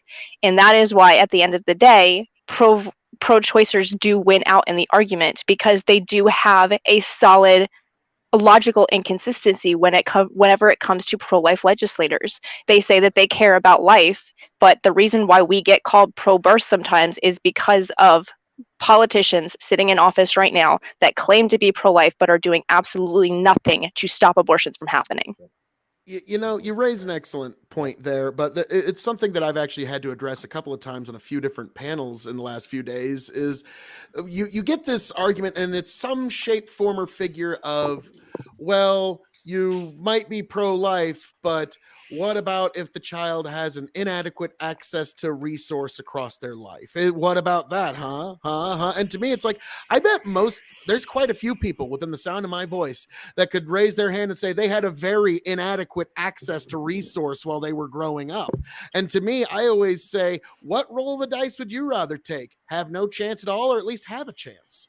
And so that's the way I always look at that, because to me, like, I always find it a little cute when the very ardent pro-choice people, they're just very flippant with, well, this person shouldn't even live, or this person should, or they shouldn't. Well, once you make it personal to them, well, what roll of the dice would you rather take? Would you rather have no chance at all, or would you rather at least try to have a chance? And so that's the way I've always looked at that one. And actually, funny enough, on the Prime panel, when I dropped that one, it was actually a mic drop moment. Everybody just kind of shut up for a second. It's like, wow, I've never done a mic drop in an abortion debate. That's something. Well, but if I can pick it up real quick from there, if you don't mind. Give me just 20 more seconds here. There's just one last thing I wanted to say. But Kay, here, like the folks that are pro-life, we never thought we would get here. Honestly, like this day, I never like I kind of feel like we're a dog that's catching the car. And we're like, wow, holy shit, we're actually here? What the fuck? And and so it's really something. Somebody take it away. Yeah, so Kay, I did want to push back a little bit. I was 100% like behind you with everything that you said in that thing, except for the first one. I think that when we ban abortions, we only like see reduced like legal and safe abortions or reported abortions. Like, I think that back in the old days, pre-Roe v. Wade, there was a lot of dangerous things going on, and I'm really afraid that we may potentially see more dangerous things occurring in the future. I'm worried about the way that those things can play out. So again, I am in favor of all of the plans that you're saying, and those do all lead to less of these bad situations, because people, typically speaking, want to have children. They choose not to have children because they feel they don't have the resources. They feel like it would damage their ability to get to a place in their life where they could raise children in the way that they want to be able to raise children. And so, like, we need to enable people to finish their education, to get into their careers, and then to be able to raise children once they have the resources to be able to do this properly.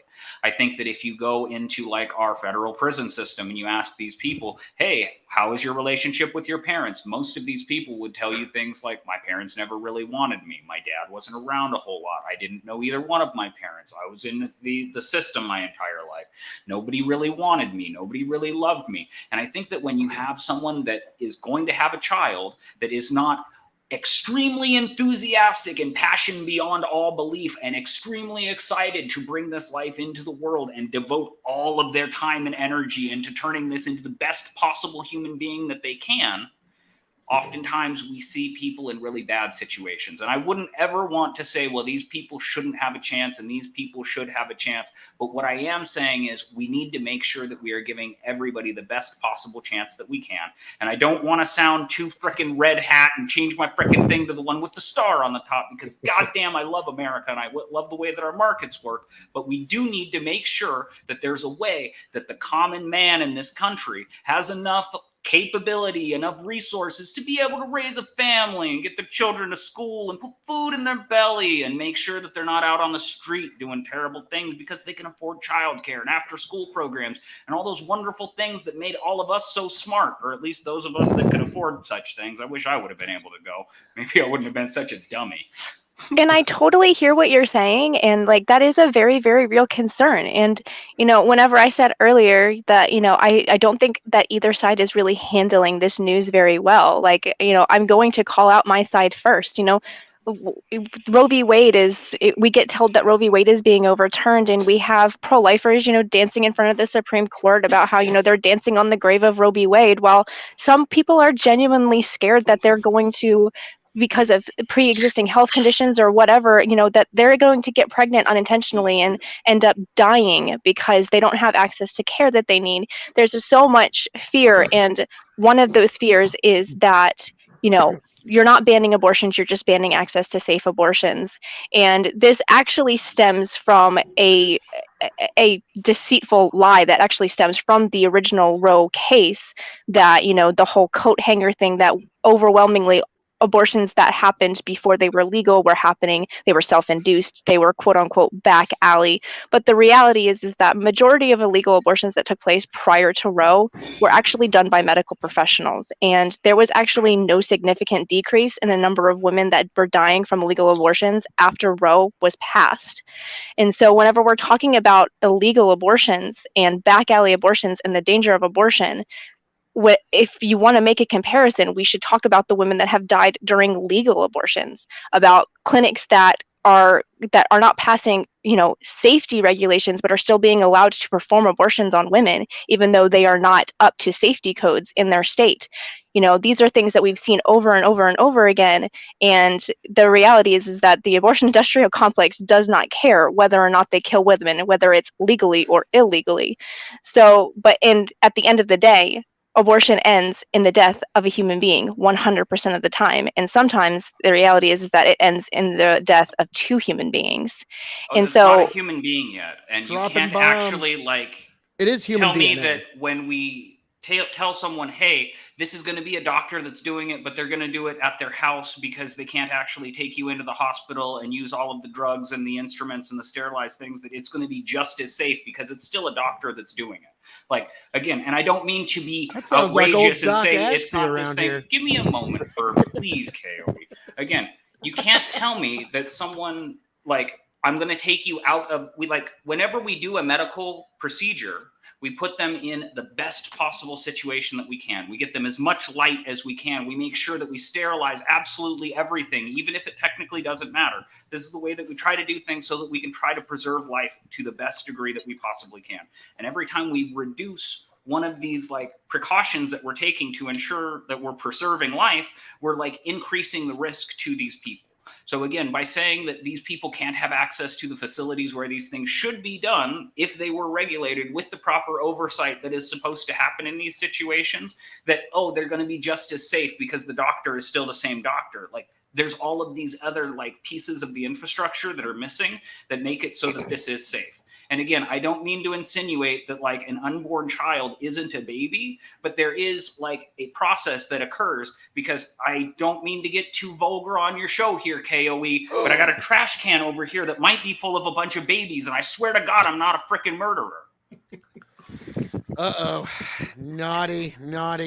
But there is a distinction there, I would have to say. But first of all, you also kind of described an old doctor in our hometown that he passed away many years ago, but you just go to his garage and he'd just stitch you up, and he would even forget to send you a bill. And God bless him too. When I was poor, I used to go to the veterinarian to get a bunch of my medical treatment and get my teeth pulled and whatnot, because he was so much cheaper than going to the clinic down the street, because there's no free clinics. There used to be charity hospitals run by the Catholic Church, but those got regulated out of existence. So it is what it is. But so in this regard, I both sides have very strong arguments, but it is one of those things. The problem that we have here is what I like to call Schrodinger's life. And if you don't know what the experiment of Schrodinger's cat is, it's Dr. Schrodinger basically said, if you put a cat into a box and you can't see the cat or hear it, and you keep exposing it to greater and greater levels of radiation, you don't know when's the exact moment the cat died. But once you got to 10 times the level of radiation, you know the cat's dead. But you don't know. And we're kind of playing this strange game of Schrodinger's life, where nobody and what really did, because we don't have an objective measure. We just don't. We have what our own personal morals, our own ethics, what our own fuzzy reading of science sort of kind of tells us, because it's the problem with science is, even if you're a scientist in that area, you're probably not very good at persuading people. And if you're not a scientist in that area, can you really say you're capable of reading the data? And so we're all kind of taking a fuzzy reading of what we think the science is, mixed with our ethics and our morals, and then we say, here, This is where I put it, because even your most ardent pro-life person would get a little queasy, or would really not like the idea of charging someone with murder with taking a morning after pill. And even your most ardent, like, pro-choice antinatalist probably gets a little queasy at the idea of aborting a baby the day before it's due. Like, even if they say here on a debate, like, totally, I would do this, I think when the rubber meets the road, they would get a little fucking queasy at that idea. So somewhere in the middle there is Schrodinger's life. I want to get in on this for a minute because I've talked about this before a lot, and this is where I like to punch on people very particularly. Number one, this is a moral conversation. It is not objective. It is moral. Okay, and this gets into like where people put their moral weights and whatnot. And we have to be honest with two things. Number one, moral conversations do not have an objective truth to them unless you're an immoral objectivist, in which case, like, we can have that conversation, but you're not going to agree with anybody else in the room. So I don't know how you have that point. On the other side of that, when you get done with admitting that it's a moral conversation, there's a level where somebody's going to leave the room pissed off. Then you actually have to have the ability to have that moral conversation. And guys, the average American populace is not equipped for this conversation, because it's one thing where you're like, hey, look, this is how I was raised. This is what I was instructed. You know, this is what I am. And there's a lot of people on both sides of this, whether they're just Christian, they were told consistently throughout life that abortion is a moral wrong and it's evil and it's an express ticket to hell, or the other side where it's like, how dare you take away the freedom and opportunity of a woman to kill her own child? You know, how, you know, what is wrong with you? You can't do that. I'm being a little hyperbolic for both sides because I think everyone's a little stupid. But when it comes down to it, I'm going to be completely honest, though. This is a problem in the regards that people are ignorant, because when you actually have to test out your moral compass and you have to think about it, it takes a lot of time. It takes a lot of energy, mental, emotional energy, to sift through one's morality and be like, why is this bad? Besides, somebody told me so. Like, can you be okay with murder in any kind of circumstance? You know, at what point does it become self-defense versus a naked aggression? That kind of thing. People don't think about this. They don't spend their time, their energy, their wherewithal to do this. And I'm not saying like that's a bad thing in some regards, but in this case, it might be. If you're not doing that, you're not equipped for this conversation. Quite honestly, stay the fuck out of it. I did want to double back real quick to something that hidden in Amanda's really, really twisted logic, if I can find it. Here it is. Not all we have. How about my body, my choice? End of conversation. If I wanted the government in my uterus, I'd sleep with the senator. I don't put past you, Amanda. But yeah, that's the thing about this conversation, is that it is super, super damn gross that the government gets to be involved, and not just the government, but really anybody gets to be involved in telling somebody what they can or cannot do with their own body, especially in a day and age where people are encouraged to do whatever the fuck they want with their own body. And there was a time in my life where I was mostly just pro-choice because I just didn't want to get involved in the conversation, and it just didn't involve me at that time. But now, after, getting another 10 years of my life, having kids, I still not going to be comfortable telling somebody what else to do, but I would definitely encourage them what to do. I'm not going to verbatim turn my back on them, whatever they decide, but I would definitely encourage them not to seek out an abortion, because once you've had kids, it changes everything about you, the way you see the world. And I'm somebody who, one time, I was on the chopping block. My mom didn't want me. Luckily, I was adopted by my grandmother. So, even then, I was like, well, it's really not my place to tell anybody to do anything. But, the stigmatization, like Kay was saying originally, the really bad propaganda, the way they made it sound like it was the same way that the fear mongering of criminalizing weed, right? They really made it sound a lot more dramatic than it was in terms of, oh, these back alley abortions, they're running rampant through the city. No, it wasn't that bad. But now that we have come so far in advancement in medical procedure, it's still bad in certain areas. And like some of the people in the chat were saying, Chicken and Lynn were talking about how crack houses are probably more sterile than some abortion clinics.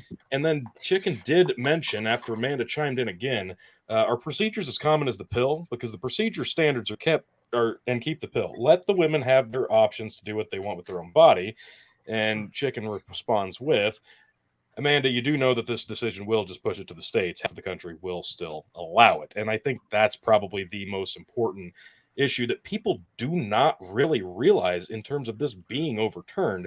This is not going to make abortions disappear overnight. That's not going to happen. And that's the reason we live in the United States of America, not just America, right? States should have the final say in terms of where you live and what you can do within the state lines. And I will turn it over to the rest of you. I got two things I want to do real quick, because I'm out of time. I'm sorry, but Go ahead. Yeah, I wish I could stick around, but I've literally got to get to bed. It bothers me a lot, and I'm going to punch on both sides again because I can. 6 months ago, I was hearing pro-lifers saying "my body, my choice" when it came to vaccinations. And now I'm listening to the people that were like, "Hey, yo, you shouldn't have your bodily autonomy. Like you should be getting your vaccine." No, police saying bodily autonomy. So it's just like, congratulations, you all brought it full circle. You're all fucking hypocrites. Pick a lane, lefties. No, like lefties and righties. Like I heard both sides completely flip on their arguments depending on this or on the political position. So, quite honestly, America. Fuck all of y'all. Get your shit together. I love it.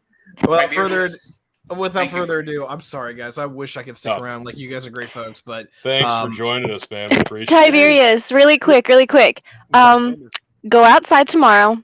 Pick all the dandelions in your yard. Boil them in water and add the water to literally anything you drink. Your sinuses will be clear in like a couple hours. Trust. I've heard of this, but yeah, fair enough. We'll give it a shot.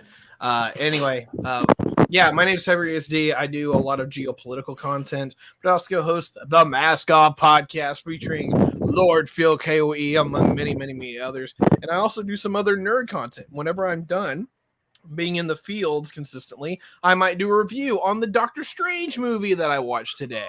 So, plenty of stuff out there, but without further ado, thank you all very much. We'll see you next time. Thanks for joining us, man. Appreciate it. Pleasure meeting you, sir. So that is the one, the only Tiberius. You just click off the window. It's not like Discord. Yeah. Tony, I do want to kind of push back on this a little bit. I do understand what you're saying about like you want to always encourage people to do what you think is right, but you never want to tell anybody what to do. I'm again also in the camp of don't ever tell anybody what to do. My issue with encouraging people with what they should do is you have to assume that you know what they should be doing better than what they do, and you don't have the perspective of walking in their shoes and living their life. And while you can give advice and you can give your own perspective and you can share what your thoughts are, at the end of the day, they do need to make their own decision. And the reason that I bring this example up is because if I talk about the nice young lady who's working on getting her law degree and she's this close to the end and she's right there at the end and she's trying to blow off steam and she goes out and something terrible happens to her and now there's something going on and I can either finish my degree and go on to be a career and become a great attorney, or I can make this other choice. And I really wish there was a way that you could hit a pause button on the pregnancy and go, hey, can we wait like maybe 18 months to a year and then we can finish out this process? Man, if we could like extract an embryo and put it in a freezer and then re-input a thing. And again, I don't want to get too much into the cyborg stuff, but man, oh man, I do love technology. But even being able to transport that into somebody who's unable to conceive the standard way that would be able to, that would want to finish that out. That would be amazing. We are getting there. We are getting there. The technology for external wombs is coming. They are making an incredible progress in that area. I'm really, really hopeful for it. I mean, at that point, it does kind of change the whole ethics when you get better medical technology, because let's say, just for the sake of argument, 50 years from now, we have the kind of medical technology where you can actually extract at any point of the pregnancy out of the uterus as simply as a blood draw, and then put it somewhere else. It was like in the book All Tomorrows I did an audiobook reading for, people actually put these small fetuses into rockets and like shot them into different parts of the galaxy and used that as a way to actually see the stars of humanity. And so like there's a lot of different ways that we could go with this. And so I think once you get to the point where, well, we can preserve the baby just almost immediately after conception, I think the ethics of it all changes radically. Well, you would think so, but I've actually argued with pro-choice people that have said that it should still remain an option to abort the unborn child, even if there is the option of taking the child from the uterus and implanting them somewhere else. So my great talent here on Twitch is the reframing game, and I've been having a lot of conversations with some people somewhere about overpopulation recently, and like how many people that the Earth can support and everything. And once we get to the point where like we can make every single egg inside of every single human like actually turn into a living human, and we can like actually maximize the total human population to the point where like every human person is going to end up with like hundreds of children because we have the capability to maximize the total amount of life. At what point do we all starve to death because we don't have any food or whatever it is that's supposed to happen with the overpopulation thing? And that's why you need to support Elon Musk making us an interplanetary species, and then we can just basically colonize the entire solar system, colonize the asteroid belt, and then you're going to have trillions of people. This is going to be the crazy part, colonizing the sun. 99% of everything in our solar system is there in the sun. All of the hydrogen gases, all of the metals that we need, it's all there. And we're going to need trillions of people to do it. But it's a race between this technology and that technology. And I think that the maximize the total babies and save all of the babies technology will be here before the sun colony technology. And we're worried about resources and how much stuff we're going to have. And again, when we're talking about total population, and I understand that we've got a total population decrease that's currently happening, but from what I understood, I thought that this was a good thing because of like the fresh water shortages or whatever the heck everybody's talking about. Or is it that there's not enough land or food, or what's the thing that we're running out of that everybody is afraid that the overpopulation is going to have? And why do we need more people? This is the thing that a lot of people kind of get, like, the Earth is not overpopulated. I want to say that again, and I want everybody within the sound of my voice to hear me. The Earth is not overpopulated. It is very badly managed. That is the difference. Communism now. Well, no, the real big problem is, well, no, we need a CEO. We need a manager, unfortunately. So we need like a Stalin guy. Well, the problem is we have the biggest problem, and you'll like this because you'll enjoy this a little bit, but a crazy person, you can say it. 95% of the Earth's population is trying to live on about 3% of the Earth's landmass. LA, New York, Sydney, Tokyo, Hong Kong, Beijing, take your pick. And if you live in one of these cities, sure, the Earth looks real overpopulated. Come out to Nebraska, okay? There's fucking open fucking country. No, Phil. Don't you do that. Direction. Don't do that. And again, don't Phil, do that. Don't invite people here. I lived in Idaho for a while. That is one of the most sparsely populated places in the great United States of America, outside of Alaska, North Dakota, some other beautiful parts of the country where everybody should want to live. But anyway, the point is, the people there don't want anybody else to move there. They're very happy with the space that they have, and they're worried about their neighbors getting too close. And frankly, I don't think that there's enough room for anyone ever anywhere. Well, actually, you could fit every human being if you gave them a quarter-acre lot into the island continent of Australia, and you'd still have half of Queensland left over. So it's just another instance of it's not overpopulation.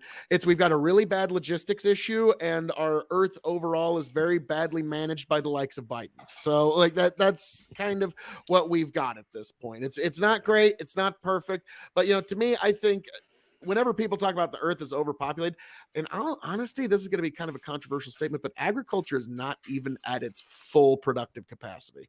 It could go to a next fucking level easily. And I really am of the opinion that the Earth could really sustain about 12 billion people before we would need some significant technological advance to accommodate for it. I don't necessarily agree 100% with Phil, but he's not wrong in a lot of regards. But it would be nice if we get to a point where we're not conceiving everybody that's just able to conceive, can conceive, just based off of the fact that they make mistakes. But how do you relegate that without the ugly word abortion? Like, we're not there yet. And I don't think better forms of contraception. That's how we regulate it. Exactly.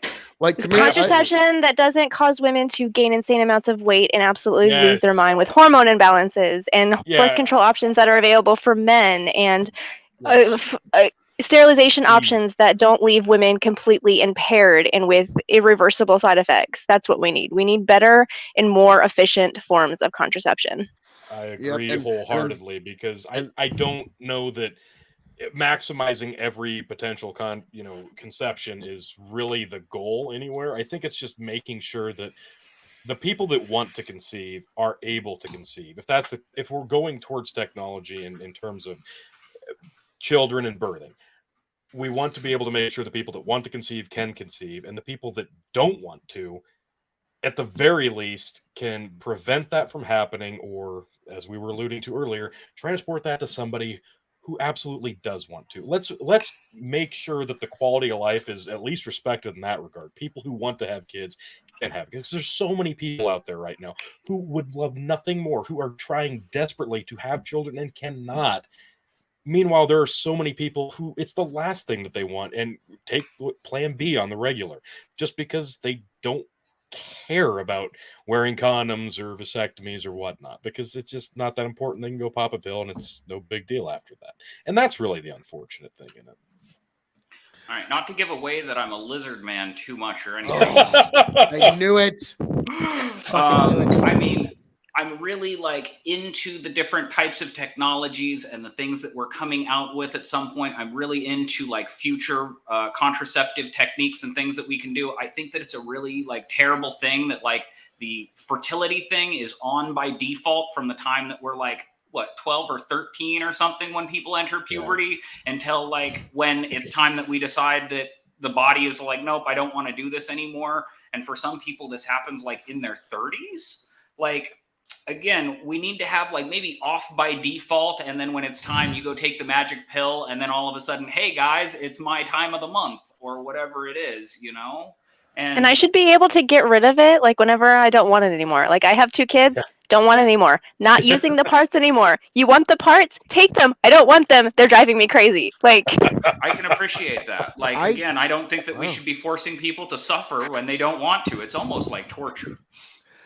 Oh, goodness. And that's why, folks, I want to use all that DNA to try and seed the stars with it. But also keep in mind, folks, if you've got a fairly high IQ and you're a smart person, maybe think about having a kid or two, because that's the thing that always really worries me about our species, is that the people that have low IQs breed like fucking rabbits. And then I was having a really fascinating conversation with somebody that we chat with all the time, T, I'm not going to say. And they're saying how they absolutely positively do not want any kind of children whatsoever. I'm like, dude, you're a smart guy, and I'm afraid that your brain is about to think your own DNA into extinction, okay? And fuck you. Our species is dumb enough. We need more smart DNA floating around, so get out there and fucking do it already. And so, yeah, that's my, I think just for the general, just to raise the aggregate IQ of the species, if you're a smart person, quit being selfish. Get out there and make some babies. God damn it. Sperm banks and egg donating, and sperm banks and egg donating. However we can fucking get there. If we can raise the species IQ up a couple fucking points, I will take it. I'm really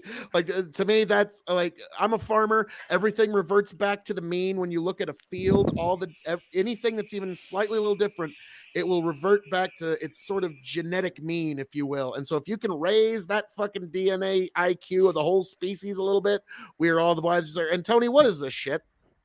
Chicken requested a gin shot and sent me the funds on the other means. You rotten no good ne'er-do-wells. Well, give me full screen for just a second here. All right. Because I also got a question for the whole panel here, because it's a good one to kind of cap things off. But all right, I'm going to do this god-awful beef eater. God damn it. I hate gin. But needs must, and you, the big bucking empire, get what you want. And so I'm going to do the classic Gaelic Irish toast to fighting, stealing, and drinking. If you're going to fight, may it be for a friend. If you're going to steal, may it be a lover's heart. And if you're going to drink, it better be with me. Does it taste good, Phil? Is it good? Yummy in my tummy. Fuck. Is it delicious? Fuck you. Who invented gin? I want to go piss on their grave. Oh my God, that is fucking awful. Phil, that's not very nice. Well, okay, but I'll make sure it's gin that I drank that day, so they'll consider it respectable.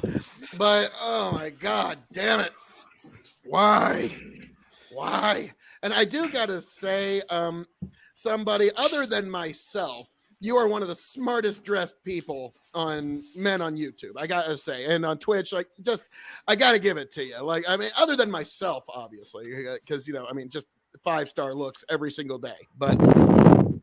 Yeah, I am missing my pocket square, but sir, you need to get your bow tie game back on point. I mean, this is essential, and frankly, to the rest of you folks, quit being so worried that people are going to make fun of you for looking like your grandfather. I mean, Absolutely. A good tweed will last you your entire life, and there's nothing wrong with that, friends. And he was a distinguished motherfucker, so that grandfather here. I do have to ask somebody, what is the cage behind you? One of the chat has been very vocal about what he's thinking the cage is, but I doubt that it doesn't look like it's that big.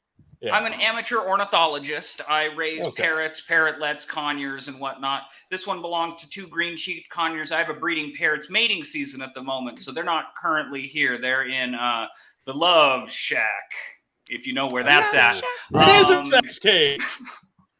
So, I mean, this is where they come back to when they're doing the resty nesty thing, so to speak. But yes, no, I have some very beautiful green-cheeked conures. Unfortunately, they're not here with me today. But again, if you come to my Twitch channel, somebody online on Twitch, they are visiting me very frequently. They sit here right on my desk when I'm doing my interviews with all the interesting people that I talk to. KOE, I do look forward to our interview that we're going to have here, hopefully in a week or two. Yes. And you'll get to meet them then. Yes.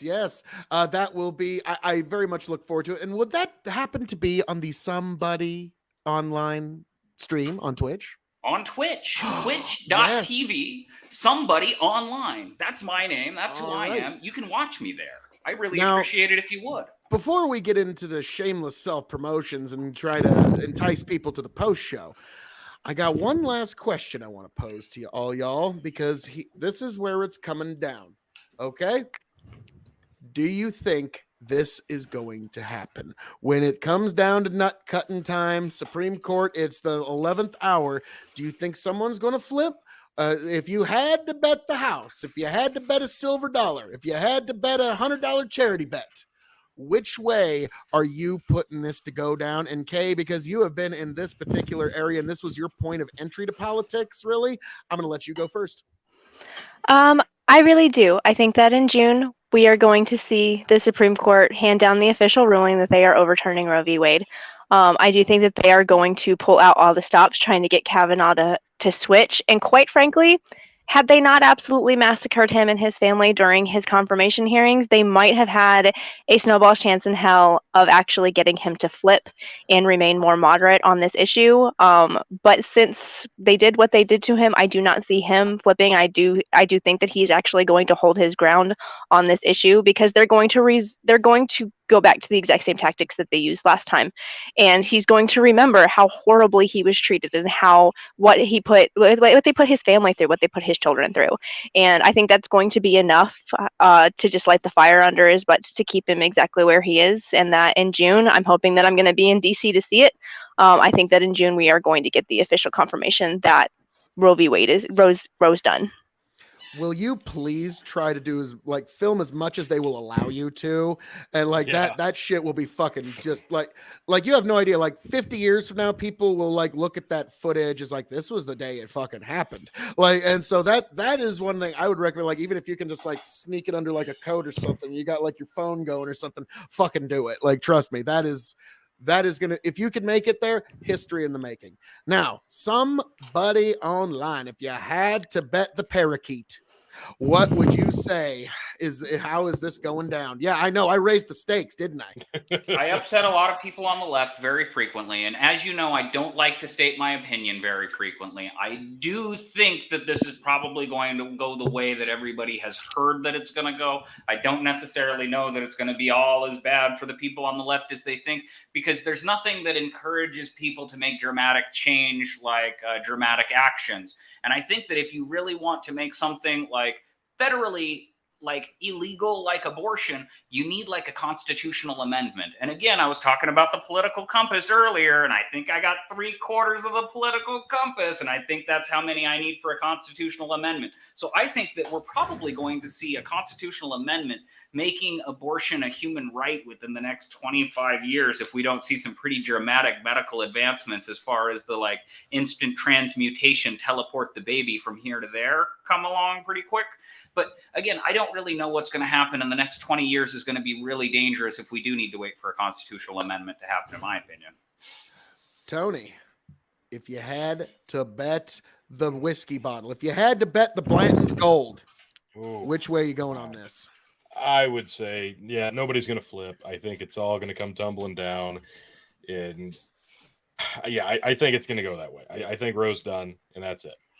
But I don't think it's going to last very long because I think the effort to at least replace it in some form or fashion is going to be so loud and prevalent that even when it gets to a state level, I think the pressure is going to be absolutely on. And again, yes, the midterms are going to happen.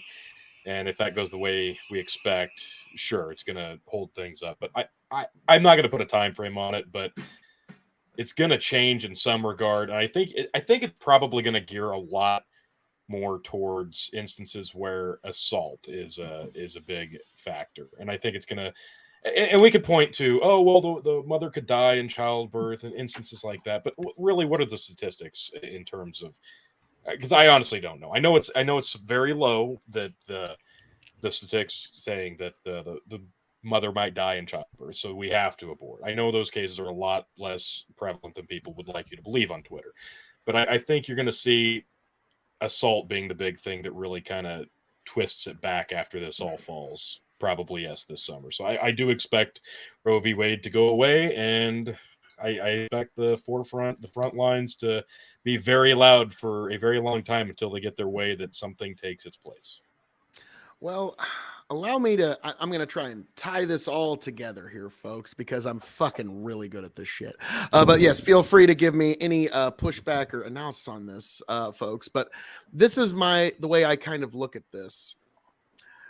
Kay, this is the moment for Republicans. If this doesn't happen for the pro-life folks, what was the fucking point of the last 50 years? We finally aligned all the stars, and if they're not even gonna fucking do what we've sent them to do for 50 years, what's the fucking point? And so this is the moment when they were, unfortunately, Tiberius had to go, and this also ties into something that somebody online was saying about how you have 3/4 of the political compass, and Tiberius talked about how there's just more numbers and more weight. This does really seem to be like 300, where the 300 Spartans are holding off the 10,000 Persians just due to their, and we will hold them off due to our superior justice appointing skills. And so basically they were able to get the court lined up just right to the point where we finally got here. And if it doesn't fucking go down, I'm going to be kind of shocked by this country at that point, because like, wow, all the stars aligned and the status quo still just got to march right along. What do you know? Because that's why the Supreme Court always seems to find a way to justify the status quo. But when people are saying that there's all these people that say, oh, when Tiberius is talking about the moderates and how they're going to really swing on this issue, I don't know. Do you all remember the Trump effect in 2016 when people like, oh, yeah, I'm totally going to vote for Hillary. Yeah, totally. I would never vote for Trump. And then when they're alone in the voting booth, Trump. I think that's going to be kind of the same thing with these midterms. Like, oh, God. Oh, yeah, abortion, totally. A woman's right to choose and all that stuff. But when they're alone in the voting booth, oh, God, yeah, that's murder. Check. And so I think that's going to be a very, very big factor. But in the end, I think this is 40 years of Republican and conservative and pro-life advocacy finally coming to its zenith. and we're going to see it happen. Now, this is one of those instances where we're about to open this Pandora's box and see everything that's inside, with the good and the bad. And let's not pretend that it's going to, like, regardless of what side you're on and regardless of where this lands, let's not pretend like it's going to be all fluffy roses going from here. These are going to be very hard questions. They're going to be very complicated questions. Let them be complicated. Such is life. And with that, I yield. I think the biggest hurdle that we're facing in regards to whether this will last or how long it will last, it will really boil down to pro-life legislation. I mean, we just got this decision a few days ago, and what happened just yesterday, Louisiana introduced a bill to put women to death for seeking abortions in their state. Like, the way that supposed pro-life legislatures are going to respond to this is going to determine whether it lasts and how long it lasts. And like I said, thus far, they're not doing a super good job in their response so far. The reality is that pro-life politicians do not represent pro-life activism in any way, shape, or form. They are more a hindrance than a help in most cases. They are simply a means to an end whenever it is absolutely necessary to use them. And whenever it comes to reversing Roe and giving that power back to these legislatures, it's going to be incredibly important that pro-life activists get active in their state and hold their legislators accountable for everything that they're saying and doing in regards to legislating abortion in their state. You're absolutely correct there, because Republican voters have to have a certain level of ambivalence when it comes to Republican politicians, because it's like Mitch McConnell's a great example of this. Like, it's almost like the Dumb and Dumber scene. Mitch, just when I thought you couldn't sell us conservatives down the line any further, just when I thought you couldn't compromise your conservative principles anymore, you go and do this and totally redeem yourself. Come here, man. We got Amy on the court. Oh my God. Yes. So, like, now somebody, is there something you'd like to add to this particular? I mean, I am always in favor of smaller governments having more control, because I feel like that leads to more personal autonomy for me, because I have a lot more sway in my personal city council here, because I know all of my city council representatives and I know my mayor, and they're all my friends, and they'll do whatever I tell them to do because I'm the boss around here, you see. And so I want you guys to let my city council make all of the decisions that pertain to me and my life and the things that I get to do, because then I can do whatever I want pretty much. But I do understand that the county needs to be involved, and then there is the state up above them who have to tell them what to do, and then the federal government on top of them, and then I guess there's like the Geneva Convention or the UN or something, and I don't know what's all above all of that BS. But the Illuminati. That don't talk about my brothers like that. God damn it, I told you. Now, again, I'm not sure necessarily how all of these organizations work and who should be in charge of which thing, but at the end of the day, there's a smart guy in charge of making all of the decisions and choosing who can do what and where they can do it all. And again, I really like the whole democracy thing. When we have the whole national government looking at it, should abortion be good? Should abortion be bad? There's a lot of people that are anti-abortion. There's a couple of people that are there's a lot of people that are pro-abortion. There's a couple of people that are extremely anti-abortion, but majority rules in democracy. And when we break it up into the states, now we've got some states that are anti, and we've got a lot of states that are pro, and it's a little bit, and again, we're breaking it down to smaller and smaller levels. I think that the next step is we go down to a city by city thing, and we'll let each of the cities in Texas determine whether they want to have clinics, and then each of the rural counties can decide that they don't want to, and then we can look at it and go, wait a minute, none of you guys had any anyway. They were all in the cities where they wanted them in the first place. That sounds very Canadian. Like what I a lot am of people kind go, of a little bit, aren't I? Can't you tell like, by my mountains? There's some. Hold on, I'm saying like in some of the big cities, like Canadian mayors almost have like the same authority as like a governor of a really small state. Like it's kind of funny to so like you're kind of like so it sounds like there's some aspects of the Canadian system that appeal to you greatly, which is radical communitarianism. Perhaps? Well, I always think that it's really interesting. Like you commented on it before, we're not just America. Well, or maybe it was Tony that commented on it, but we're not just America. We are the United States of America. And another word for state is country.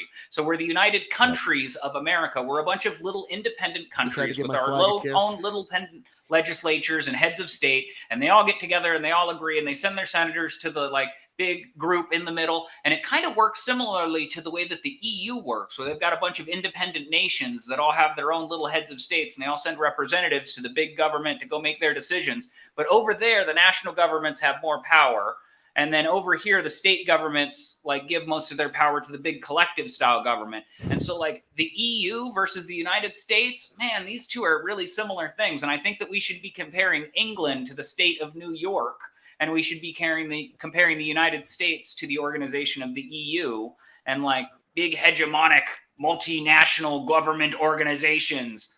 I like the UN a lot. Can we all join the UN? I like triangles. Don't forget to vote for mayor. President Biden is the best president of all time. Ah, God. Gentlemen, I am unfortunately going to have to go. One of my kids is up. So it's been a pleasure talking with you guys. Go ahead, shill yourself, and you can head out. What was that, Tony? Go ahead, shill yourself, and you can head on out. Well, I don't really have much to promote, but I did just start a pro-life organization this past November, so you guys should absolutely all go follow it. And we're called PLEA. It's called Protecting Life Through Ethical Accountability, and you can find us on all the social medias at PLEA Justice. And you should also tune into the YouTube channel Modern Day Debate this Saturday night at 9 p.m. Eastern Time, where I'm going to be debating abortion with Richard Spencer.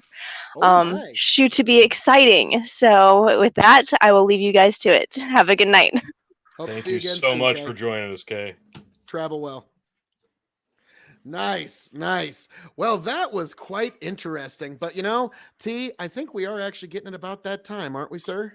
We are getting into the end, and I do have one story. I do want to end on a high note. Well, not a first high note, before you but before you do that, I just wanted to say to this comment here, Noob, good buddy that me and this amazing gentleman, somebody online talked to last night. He wants on this panel so bad. Well, guess what? Very soon, the post show is going to be here, and everybody is welcome. You can come to the post show, and the way to find that post show so you can interact with these amazing people and so many more people in the Big Buckin' Empire it's a simple link. I'm waiting for it to come along the bottom, but it is Linktree/Big Buckin', folks. That is where you can find us for the post show. Here it comes. Follow us on all social media platforms in one easy place. Linktree/Big Buckin'. That is where you can find the link to the post show, all of our socials, all the YouTubes, all the Facebooks, the locals. And, of course, the Andre the Giant event is on there as well. So, yes, make sure you have Linktree/Big Buckin' bookmarked somewhere for all your Big Buckin' entertainment needs. But, go ahead. Is there anything? Well, T, get into it. Oh, I'm very sorry.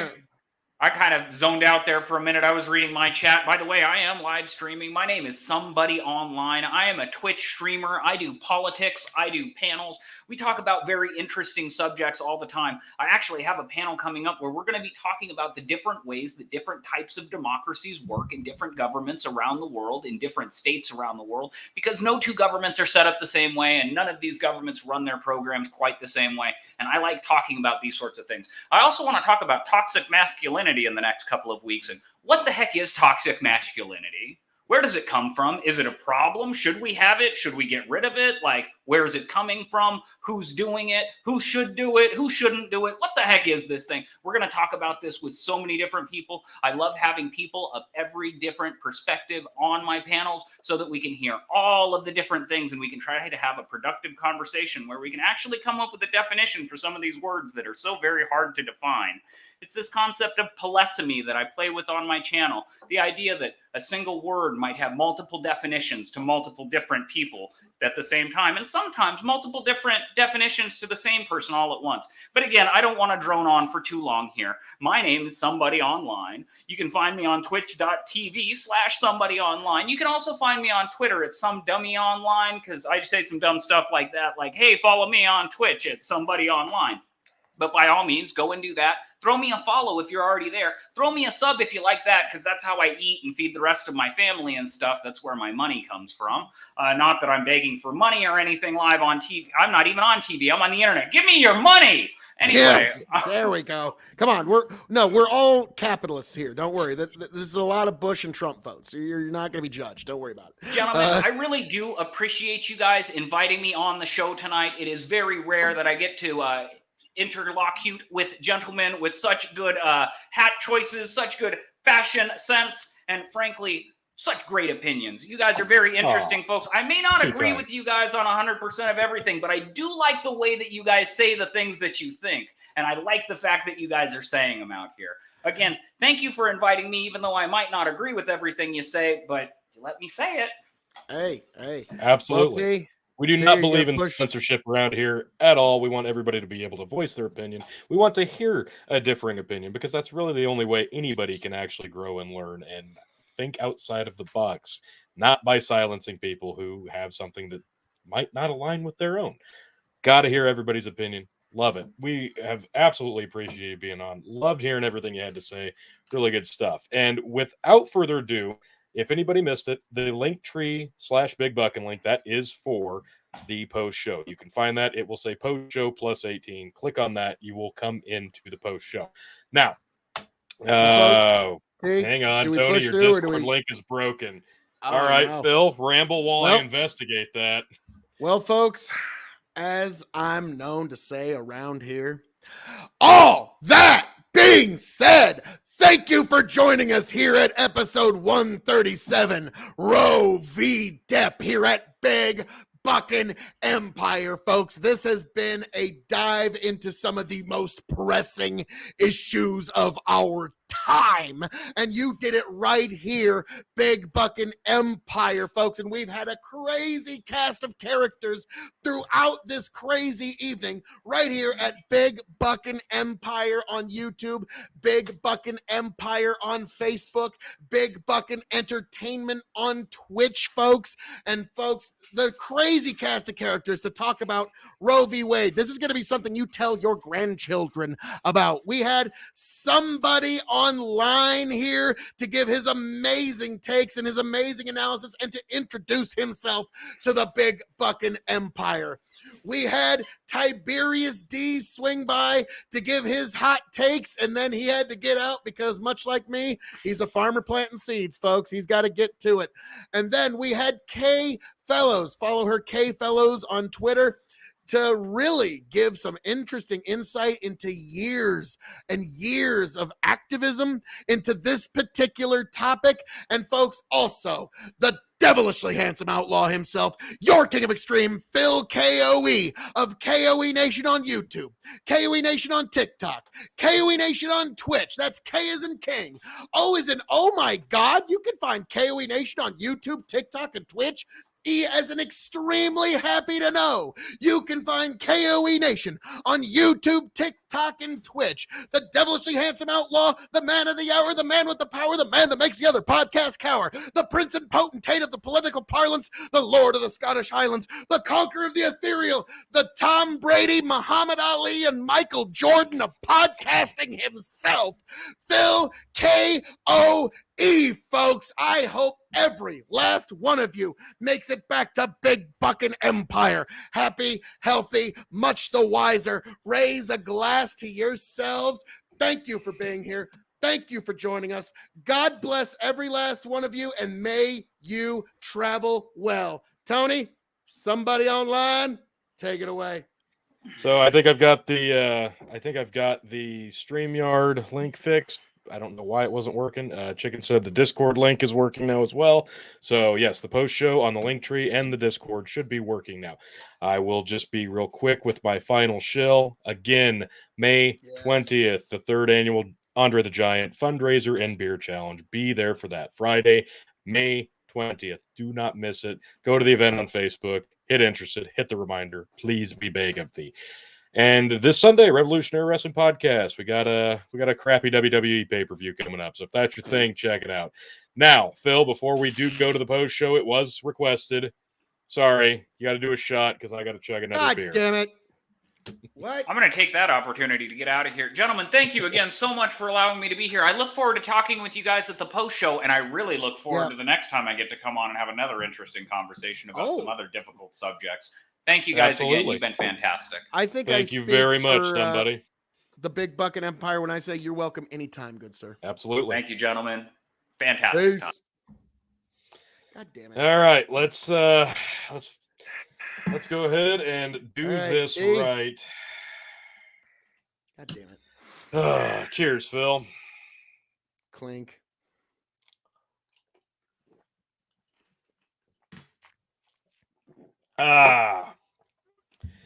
Whew. All right, everybody. You got your whole beer down. Yes, I did. And yes, Skinner West on the TikTok. He got it in. All right, folks. We will see you on the post show if you do so choose to join us. You don't have to be on camera, but you can watch along either way. Now, folks, this was a difficult topic tonight, but we got through. We had a really great conversation. Glad everybody was able to join us. Thanks to somebody online. Thanks to K Fellows, and thanks to Tiberius, as well as thank you, Phil KOE, as always. And I am Tony fucking G. Like, share, subscribe. Make sure to like the YouTube channel, the Big Buckin' Empire, and the Facebook page. It's the right thing to do. We will see you next week. And see if it just smooths itself out. Back, tell you what I'll do. If I ever get back, I promise to refabricate you. Raging rivers of gold. That's what the brochure advertised. And now we're lost. We gotta take it down. Let you down slow. It's hard to survive.